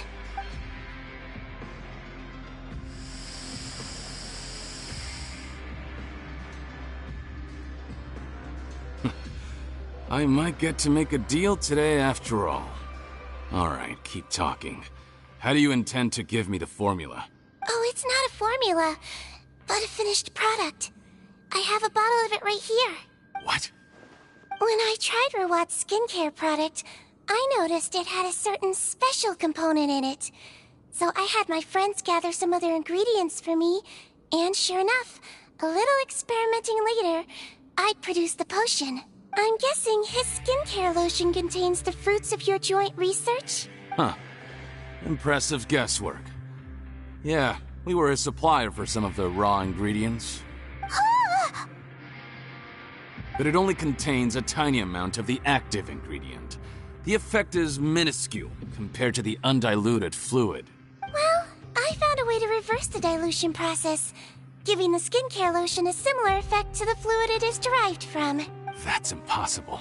If I tell you some of the ingredients, I think you can figure it out. First, you need to combine tainted hydrophantasm tissue with transoceanic pearls at a ratio of around 3 to 7. Tainted hydrophantasms and transoceanic pearls. I see. Can't believe I never thought of that. So, can we make a deal? Sounds good to me. There's a delivery pipeline beneath this window. Drop the potion in, and I'll release you all. Nope, not trusting you that easily. You're like those naughty kids who try to hide their illness. Open the sluice gate first, then I'll hand you the potion. Even if you're not bluffing, your potion won't cure my face permanently. You really think you have any leverage here? I'm not closing the valve this time. Clock's ticking. Fine, then I'll just stand here with the potion in my hand. And when I faint from the poison, I'll drop it and it'll be destroyed. No.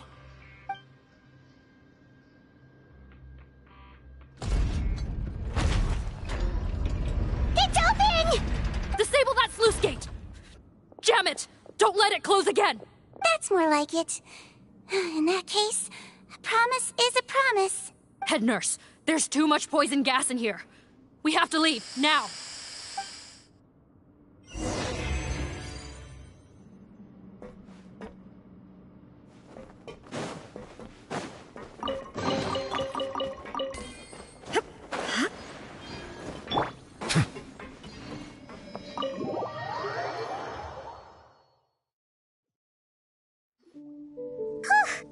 That was too close. That Potton is a real nasty piece of work. Oh, don't be too quick to sit down. Moving around a little will help relieve the soreness. Same goes for you, Traveler. Oh, but Paimon, you should be fine, right? Flying fast is pretty tiring too, actually. Anyway, that's not important right now. Paimon's still shocked to learn that there's a whole criminal operation going on behind that skincare lotion. Shame I ended up giving the improved version to Potton after finally making it for you. I'll make you some more, I promise. No, please don't. Paimon doesn't want to use that stuff anymore. Still, it was a pretty good job that Paimon wanted to buy some in the first place, huh? It ended up saving everyone's lives. That's gotta count for something. Yeah, Paimon was just kidding. Head nurse, I've done a final head count of our team and the criminals. Everyone's here and doing fine. We're ready to escort the fugitives back to the fortress of Meripede. It's a shame that we didn't find Rawat. At this point, I'm afraid he's probably deceased. What a horrible bunch. Especially that Potton guy. If he hadn't made good on that deal, we'd all be dead because of him. No, we wouldn't. I always keep a whole bunch of antidotes on me for emergencies, and one of them neutralizes that poison gas. We'd have been fine, even if you hadn't opened the gate. What? Then why did you give him the potion? If this is true, I must concur. Sorry to be blunt, but I think you made a bad decision by handing him that bottle. If he changes his appearance and flees Fontaine, it's unlikely that we'll ever find him. No matter how cooperative his accomplices are when we question them. No, you don't understand. I gave him the potion precisely so we could be sure where he'll go next. What do you mean? We gotta hurry. She won't last much longer.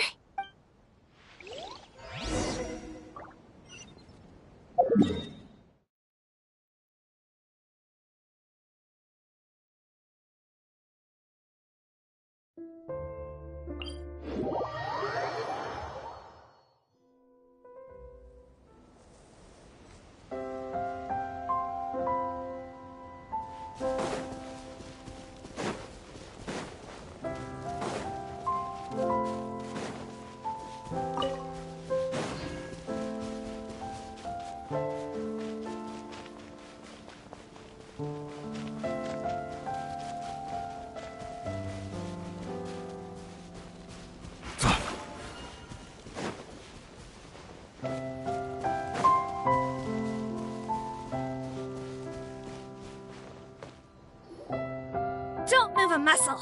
I might be short, but I pack a mean punch.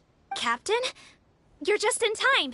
While I was lying in wait, I spotted this crook snooping around, trying to find a way in. So I detained him. Whoa. His face. Are you... Potton? So this is where you were heading, huh? What? This is how Potton looked before his face was marred. His current appearance matches the mugshot on his arrest warrant. I see. Wait, so what's going on? Wasn't the whole point of the potion to disguise himself and escape Fontaine? Why would he change back to his original face and run right into our trap? Enough of this nonsense. Let me in! You better pipe down. There's an old lady in there who's very sick. No way are we letting a crook like you inside. To heck with it. Listen to me. I'm Rawat. That's my mother in there. He's gotta be lying, right? Rawat was a victim in all this. He was forced into it against his will. How can he and this monster be the same person? Forced against his will? That's the funniest thing I've heard all day. Back when I was being coerced, everyone thought I was colluding of my own free will. And then when I actually became a criminal in my own right, you all suddenly thought I must be under duress. Amazing what a difference a handsome face makes. Save us the speech. Explain yourself. You want an explanation? Fine. I'll tell it how it is.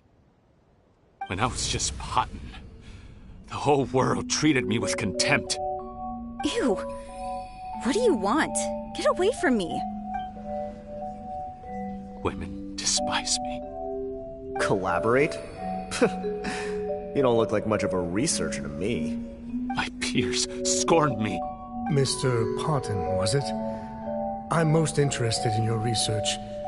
Consider my offer carefully. I doubt you'll find other investment opportunities. Only villains would work with me. You want out of the game? Forget about it. Turns out, I slipped up a little.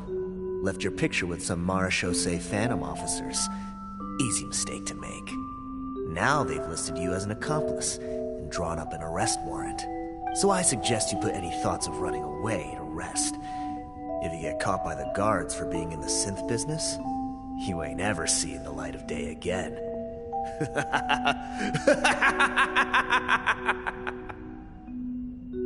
There was no way out for me until I could stop being Potton. Mr. Rawat, I have something I'd like to tell you. I became popular with women. This new potion you developed is fascinating. Genius, in fact. Would you consider working with me? I'd be happy to sign a licensing agreement. My peers looked up to me. I'm very interested in your research, sir. You must no doubt have offers from countless investors, so far be it for me to ask for a full collaboration, per se. I merely wanted to express my interest. No pressure at all, naturally. And the villains even began to fear me. Becoming Rawat showed me what a superficial world we live in. But I did not hold a grudge. After all, this superficiality could be made to work in my favor. Or so I thought. But alas, the world seemed bent on finding a reason to make me despise it. Mother, I'm back.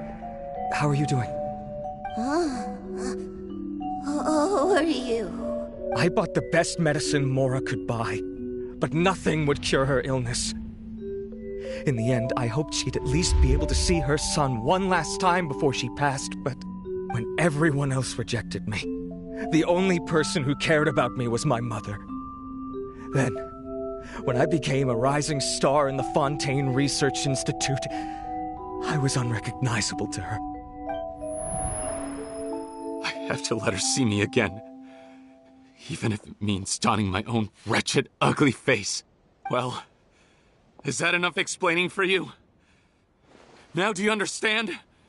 Let me inside already! Have you ever considered if you'll even be able to look your mother in the eyes? After what you've done, you found a way to completely change your identity. You could easily have escaped from them. But no, you chose to keep working with them. Why would I want to give up on such a lucrative business? The profits were dozens of times that of the synth business, and it was all above board. So you kept being a villain just for the money? Villain? By what standard? Is doing evil deeds really what makes someone a villain in your eyes? Or does it all come down to the way they look? None of you saw a villain when I was wearing my other face, did you? You have no right to judge me. You're all just fake people living in a hypocritical world. I regret nothing. My mother would understand. You're a villain to the core, but especially that tongue. Honestly, I don't see a villain when I look at your current face either. Don't humor me. You don't seem surprised by my confession in the least. How long have you known the truth? I didn't know anything for sure until you chose to take that potion bottle and spare our lives. But if you're asking when I started suspecting you, it was the first time you came to see me at the infirmary. I had to confirm my suspicions. That's why I chose to join this investigation. Are you kidding me? A young, promising researcher and a wretched criminal? What on earth gave you the idea that they could be one and the same person? Well, there were no visual clues. This potion's face-changing effects are very powerful. Even as a Melazine, I couldn't see through the disguise. But I believe I understand humanity a little better than most of my kind. Humans have certain fundamental qualities that do not change with their appearance. Fundamental qualities, huh? So you think you're the one who's seen through me, do you? Most people probably don't know this, but I think I can guess what your deal is. Melazine constitutions are very close to that of water, so it stands to reason that the potion should work on them, too. You used it yourself, didn't you? That's why you have a human appearance. Sigewinne? Yes, you're right. I'll bet it was back in the days when Melazines were discriminated against because of their appearance. It was either carry on living in the gutters as part of an alien race cast out by humanity, or become the head nurse of the fortress of Meripede, revered by all. Not a hard choice to make. It's a no-brainer. So you see, you and I were the same. And I'm the one who saw through you! That's not important right now. You came here to see your mother, didn't you? Well, I can grant you your wish. Huh? Head nurse, I'm not sure that's a good idea in his current state. Don't worry. Back in the warehouse when I traded the potion for our lives, I was doing it to test him. He was willing to risk sacrificing his only chance of escaping capture by opening the gate in exchange for the potion. Also, he could see his mother again. If nothing else, his concern for his mother is genuine. I see. So before you arrest him, please allow him to see his mother one last time. The Traveler and I will accompany him. You have nothing to worry about. All right. I understand.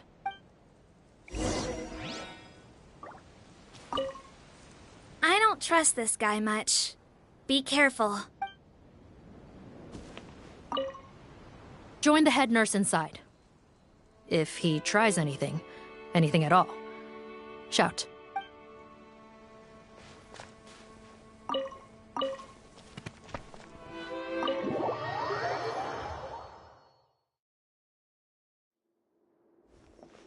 Mom? It's me, Potton, your son. You recognize me now, don't you? Mom, what's wrong? I'm sorry, but I have some bad news. I examined your mother last time we were here, and it appears that due to her prolonged fever, she's lost her eyesight. What? Your appearance no longer has any bearing on her ability to recognize you. But there are always other ways to remind our loved ones who we are. Wouldn't you say? No, it can't be. Please, Mom, open your eyes. It's me, your son, Potton. If you really can't see my face, then here, take my hand. Tell me you feel your son's hand. I've done so much to get to this point. Please, you have to recognize me. No. The temperature of his palm must have changed. I'm sorry. It seems I couldn't bring him back to you after all. It's you. Thank you. Of course. Mom, why will you answer her and not me? Why? No more questions, Potton. She's gone. Mom? I'm sorry to say this, Potton, but you and I are not the same.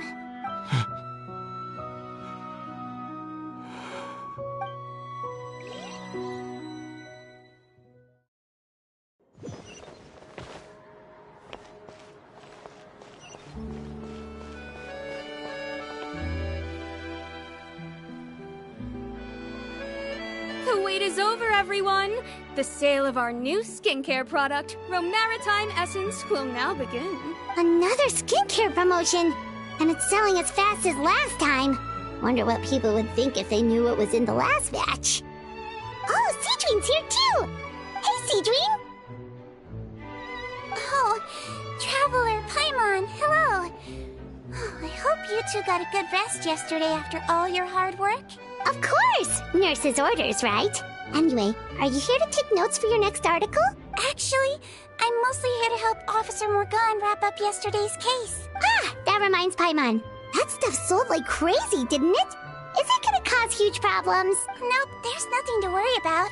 Unless modified, Butterfly Dew is an excellent skincare product that's completely safe to use. Besides, Officers have already retrieved all butterfly dew purchased on the market. Now it's just a matter of disposal. After consulting Monsieur Nervulette, I came up with a way to neutralize any harmful effects. So it'll evaporate naturally, without polluting water or soil. Wow, it's Sigewinne to the rescue again! Thank you for serving as our consultant, head nurse. All the butterfly dew we recovered has been disposed of, according to your instructions. Great! Good job, everyone!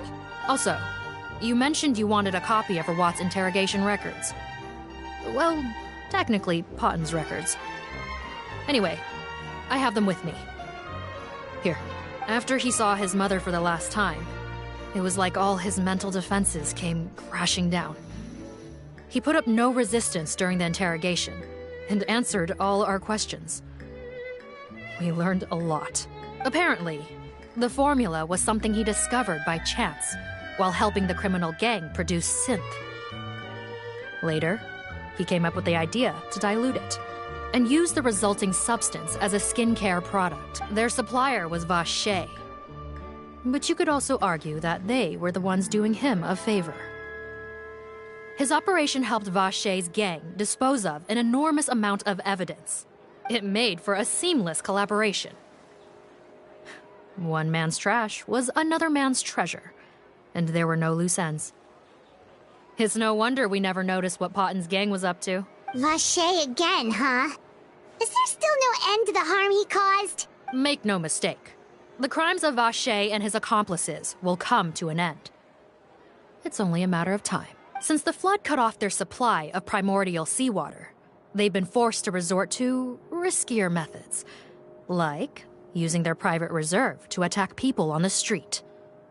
Naturally, those attempts all ended in failure. After receiving numerous reports, we were able to zero in on the gang and eventually round them up. That sounds more like it. Based on what he told us in his confession, we pretty much had him backed into a corner, even though he made a point of distancing himself from the gang while disguised as Rawat. He tried to throw us off his tail by reporting his accomplices, giving him enough time to transform back into Potten and see his mother one last time. But there was one thing he hadn't anticipated. Even though Potten had been missing for a long time, we were very much still on the lookout for him. So, the moment he appeared in public, after changing back to his original appearance, we caught him. So he tried this once before, huh? Guess he really did want his mother to see him again. But in the end... Looking at the interrogation records, it seems like he spent the first sum of money he earned as Rawat on his mother's treatment. Yes, which is why I suspect that his initial motive for using the potion was not personal greed, but a desire to become somebody who had the power to save her. Even so, he went too far. In the end, he got what he deserved. I understand. Thank you for bringing me these records. Why did you want them anyway? Potten was one of my patients, so I need to put together a medical file for him. My teacher always stressed that a person's life experiences are just as important to their file as their medical history. Why are you still treating him like your patient? Isn't he kind of beyond redemption now? That may be true, but a patient is a patient, regardless of the choices that bring them to my care. One last thing, head nurse. Please keep everything you know about this potion a secret. It would be for the best if most of Fontaine knows nothing of its existence. I know my fellow officers and I will be able to sleep easier if that's the case. Of course. Not to worry. Thank you for understanding. I'll take my leave then.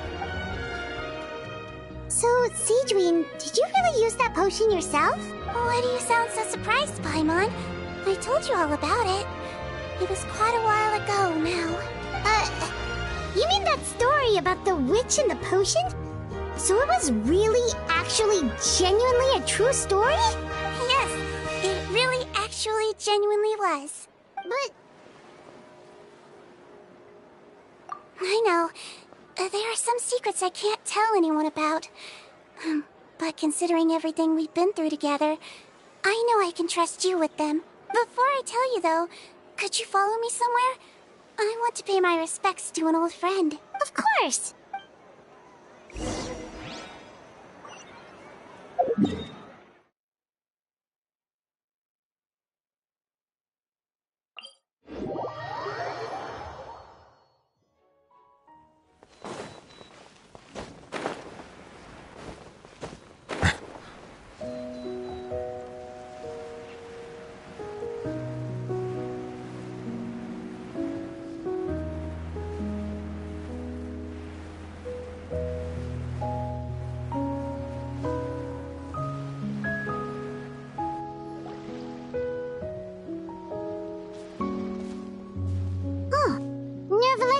Seriously, they're here too. Good to see you, Traveler. Paimon. I trust all has been going well for you. Big news, everyone. The Udex is out of his office on important business. Is that genuinely something people would consider big news? Why wouldn't they? Important business is a big deal. Ah, yes, you're quite right. When someone you care about requires emotional support, being there for them at the right time and place is of the utmost importance. After reading the Maréchal Phantom's reports, I had a feeling a trip here might be in order. Take note. That, my friends, is how Monsieur Neuvillette shows that he cares. We're both here for the same purpose, actually, to accompany Sigewinne as she pays her respects to her late teacher. So the old friend she mentioned was her teacher then? The witch? Oh, sorry. Paimon didn't mean to be rude. It's only because Sigewinne calls her that all the time, so... I doubt she considers that title to be offensive, Paimon. Don't worry. Indeed. In fact, I believe Sigewinne would take it as a sign of affection. She has spoken of this doctor on many occasions, and it sounds like she was a truly generous individual. In those days, many people harbored prejudices against Melusines. She was the only teacher willing to take Sigewinne on as a student. Wow. It's really nice of you two to be here for Sigewinne. Guess you guys really look out for your younger colleagues, huh? Younger colleague? Well, that might be true for the Udex, but I'm not sure I can say the same. Sigewinne served a sentence in the fortress of Meripede hundreds of years ago, and after she did her time, she decided to stick around. She's been an integral part of our administration ever since. Strictly speaking, the head nurse has been around longer than most people in the fortress, myself included. Pretty sure that makes me the younger colleague. She served a sentence? Yes. Long before I became Udex, there was an ancient law in Fontaine that prohibited any attempt to transform another species into a human. Initially, I and most researchers believed this law to have been imposed due to ethical concerns. But now, it seems more likely that the law was nothing more than an insurance policy, a way for Egeria to ensure that her people would remain insulated from the truth, thus enabling them to lead more straightforward, happier lives. Ignorance is bliss, as they say.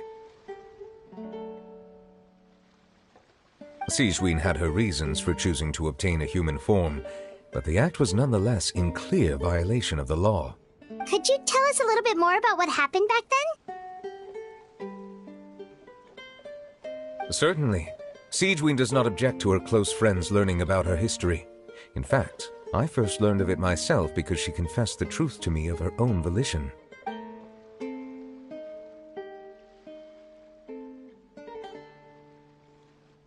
Even with their daughter so ill, they kicked you out? Stubborn as always. And prejudice isn't a disease I can cure, either. Shame that I don't have the energy to get over there. You're laughable, you old witch. You want to save everyone in Fontaine, but you can't even save the patient before you. Master, what are you... I discovered a strange disease. One I suspect that every Fontainian suffers from. But without witnesses or proof, no one will believe me. I had no choice but to experiment on myself to find a cure, but I hit a wall. And as you can see, it took a wretched toll on me. Then I'll find a cure for you, and then you can go cure her. There's no need. I am beyond saving now. There's nothing you can do. But, Master...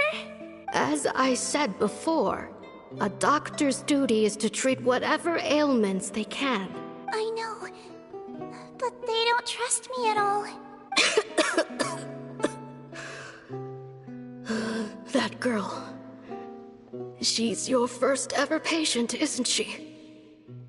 Tell me, what cost are you willing to bear to see her cured?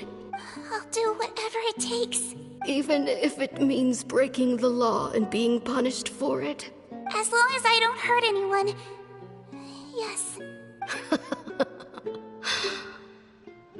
Looking like a true student of mine. Then I shall make one more final gamble. and see my experiment through to its end. Leave me for now, and come back in 2 hours. If I am able to work this miracle, then I will have found a way to save all Fontanians, and I shall be able to help you treat that girl. If not, then it means there is one more disease in this world that I cannot treat. In that case, do not come looking for me. I will leave you a parting gift. An accidental discovery happened upon through my study of this strange disease. It has little use, but it will at least help you cure this one patient you can reach. When Sigewinne returned, the miracle had not occurred. She found a potion bottle and a note on the table. After using the potion as instructed, she gained her current form, breaking Fontaine's law in the process. And after I had confirmed the veracity of the events, I gave my verdict. So that's what happened.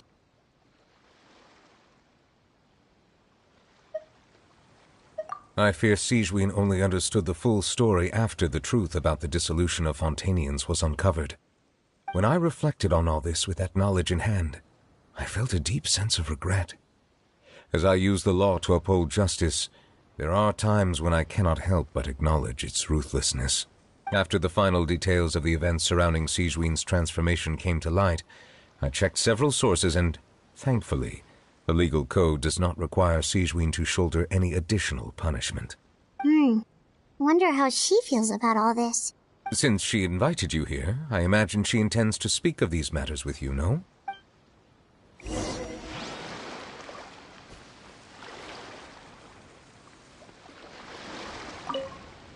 On behalf of the Maréchal Phantom, I would like to once again thank the Fortress of Meripede for your assistance in the response to yesterday's prison break. Our head nurse and the Traveler in Paimon did most of the heavy lifting, I would say. Sigewinne seems to be in good spirits. I trust work hasn't been too hard on her lately? Well, she might be the only permanent medical staff in the fortress, but there's plenty of people with medical knowledge willing to help her out. I am most relieved to hear it. The way you're asking after her well-being makes you sound like a concerned parent. Well, I won't lie. I've always seen myself that way. Showing your age a bit there, don't you think? Indeed. Actually, I often forget just how much older I am than you. Well, while we're on the topic, what did you do before getting this job anyway? Spend all day swimming in the sea from east to west and then north to south? Yes, and from the surface to the ocean floor on occasion. Wow. Impressive. Apologies, that was merely an attempt at humor. You can disregard what I said. That's impossible, I'm afraid. My imagination's already running wild.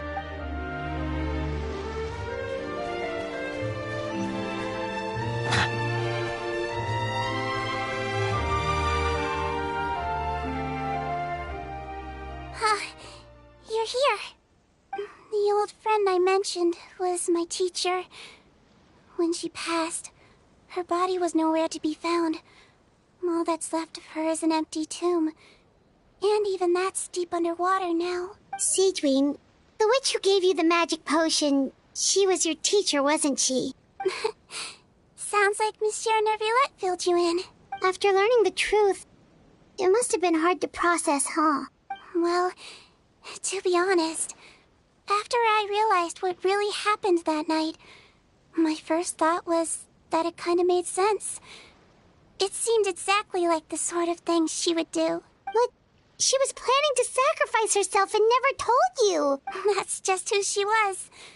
If lying is what it took to get a kid to take their medicine, then that's what she'd do. All right, but why did you turn yourself in? I broke the law, simple as that. My teacher made her choice, and I made mine. True. It's just the way Potton framed it when he was asking you all those questions, it made Paimon really mad. You're not like him at all, and everything Neuvillette said confirms that. And yet, you were still convicted and thrown in prison. It just feels so unfair. Unfair? I happen to think just the opposite. If I hadn't served that time, I'm not sure I would have been able to stay strong when he was questioning me. Well, what makes you say that? I knew you'd be curious. Let me tell you a story. The verdict came down. This Melusine is guilty. The Iudex defended the authority of Fontaine law, but he did not confiscate the Melusine's medical kit. And so, the Fortress of Meripede gained a new little doctor. She still wore her hood and raincoat, even though it never rained in the fortress. Perhaps thanks to her human appearance, no one refused her treatment. She treated more and more patients, and her sentence grew ever shorter. Finally, the people of the fortress could not live without her, and though her sentence ended, she did not leave them either. Then one day, she received an invitation from the outside world. The location seemed familiar, and when she arrived, an old lady was waiting for her. She saw right through the Melusine's disguise, but didn't reveal it. Instead, she asked a question. Tell me, why do you think you gained the respect of so many people, despite being a Melusine? Because I look like a human? It's been 50 years, Sigewinne, and you haven't aged a day. I think everyone knows you are not human. I finally found you, after all these years. I still remember, you know. It was you who saved me that night. But how? I was no longer a Melusine by then. Does it really matter if you're human or Melusine? I remember the warmth of your palm. It's quite unmistakable. And you know what? It hasn't changed one bit. You don't have to hide anymore, Sigewinne. These days, everyone wants to make friends with Melusines. And I think that it's all because of you. I'm sorry I couldn't say this until now, but thank you, Dr. Melusine. Now that's an ending Paimon can get behind. After hearing everything Potton said, I wanted to tell him that it didn't matter who he looked like on the outside. But it was too late. The warmth in his palm had already disappeared. I tried to treat him, but the roots of his problem had nothing to do with his face. I understand. Thanks, you two. I appreciate you being here for me while I talk this through. Oh, it's nothing. Our pleasure. Oh, there's one more reason I invited you here. It's about time I finally give you what I promised. In order to restore the appearances of the face-swapping victims, the Marechaussee Phantom gave me special permission to make a few bottles of that potion. And I made one extra just for you two. We don't need it though. Shouldn't we destroy it? Well, even if you chose to destroy it, I still thought I should give it to you first. You two did so much for me. How could I break my promise? Well, fair enough, but anyway, Paimon's definitely not interested in this stuff anymore. Still, if this is the very last bottle in all of Teyvat, getting rid of it would feel like kind of a waste. Maybe we can give it a special meaning somehow. Oh, Paimon's got it! Melusine physiology wasn't affected by the Great Flood, right? So that means the potion should have a permanent effect on you. In that case, what do you say, Sigewinne? Ever thought about transforming back to the way you used to look? After all, from a Melusine point of view, Paimon bets Melusines look the cutest of all. Paimon, after everything, do you really think it matters whether I'm Melusine or a human? Well... What was Paimon thinking? You made up your mind a long time ago. Yeah, let's just destroy this thing. Leave it to me.